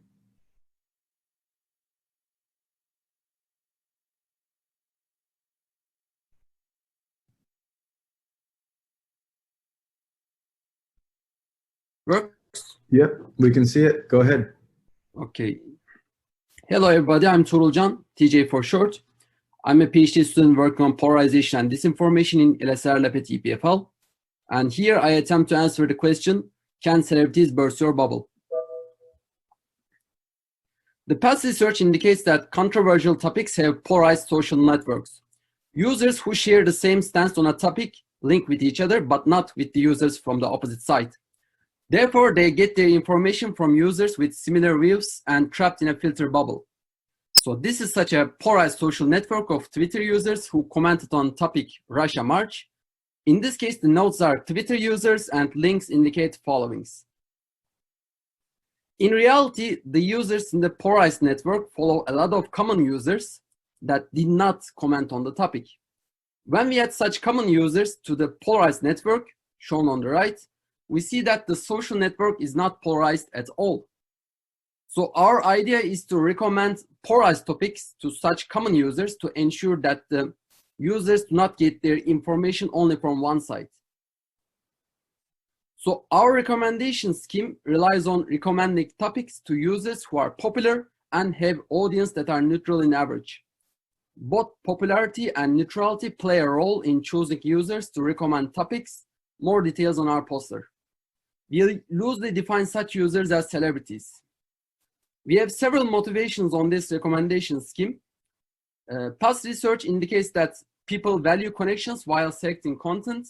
So celebrities' input is more valuable than an unknown users from opposite side. No action needed by the platform, so this is easier than a user or content recommendation scheme that the platform should implement. We can contact the celebrity directly to recommend the topic. And lastly, no actions needed by the users in the filter bubble. The works that attempt to raise awareness on such users might backfire or might be costly. Lastly, we considered a case study in which many celebrities reacted to the decision of 2019 Istanbul elections rerun. We randomly sampled replies to these celebrities' tweets and found out that 26% of replies are from the opposite side of the topic. This might imply that the information reached to the opposite side of the topic. We also coded these negative replies and found out that many of the celebrities are faced with ad hominems, which may deprive the recommendation acceptance. Come by our first poster for details. Thank you.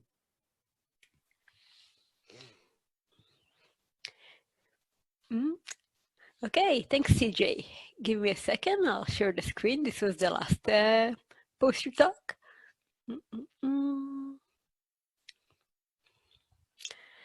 Okay, give me some signal if you can see the screen. Yes, we can. Excellent. So that was it, I guess, other than the poster session. So thanks, everybody. I don't know about you. I had a blast. I learned lots of things. There are super interesting ideas flying around. Two more things before we wrap up. First is I promised the Poster Best Paper Award. So I don't actually know how you can clap over Zoom, especially over a webinar. So let's do, again, a virtual clap for expanding the scope of reproducibility research for data analysis for applications. Congratulations, Jake. The second thing is we want to do a time capsule. So bear with us. There is this link at the bottom, okay? tinyurl.com, IID'20 time for time capsule. And we'll open it again in K years, most likely 5, maybe 1 if we're impatient. And we'll ask you 2 questions that we asked our keynote speakers. What's the biggest misconception in data science today? And what all techniques or insights were neglected, for example, because deep learning just showed up and you think should make a comeback. So if you want to give us your predictions, and we'll open it in some time and see how good you were.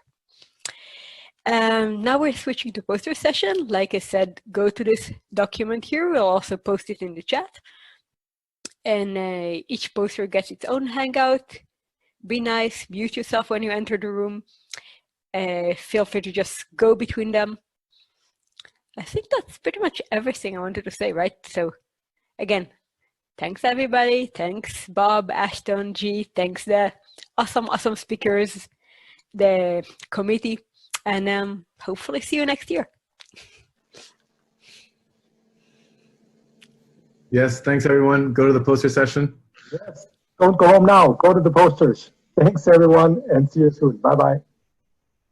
Oh, I have claps on chat. Bob, can you paste the link on the chat? I did it, yes. You did? Okay. Okay, bye-bye. Bye-bye. Maybe I'll just skip the last screen, the last slide.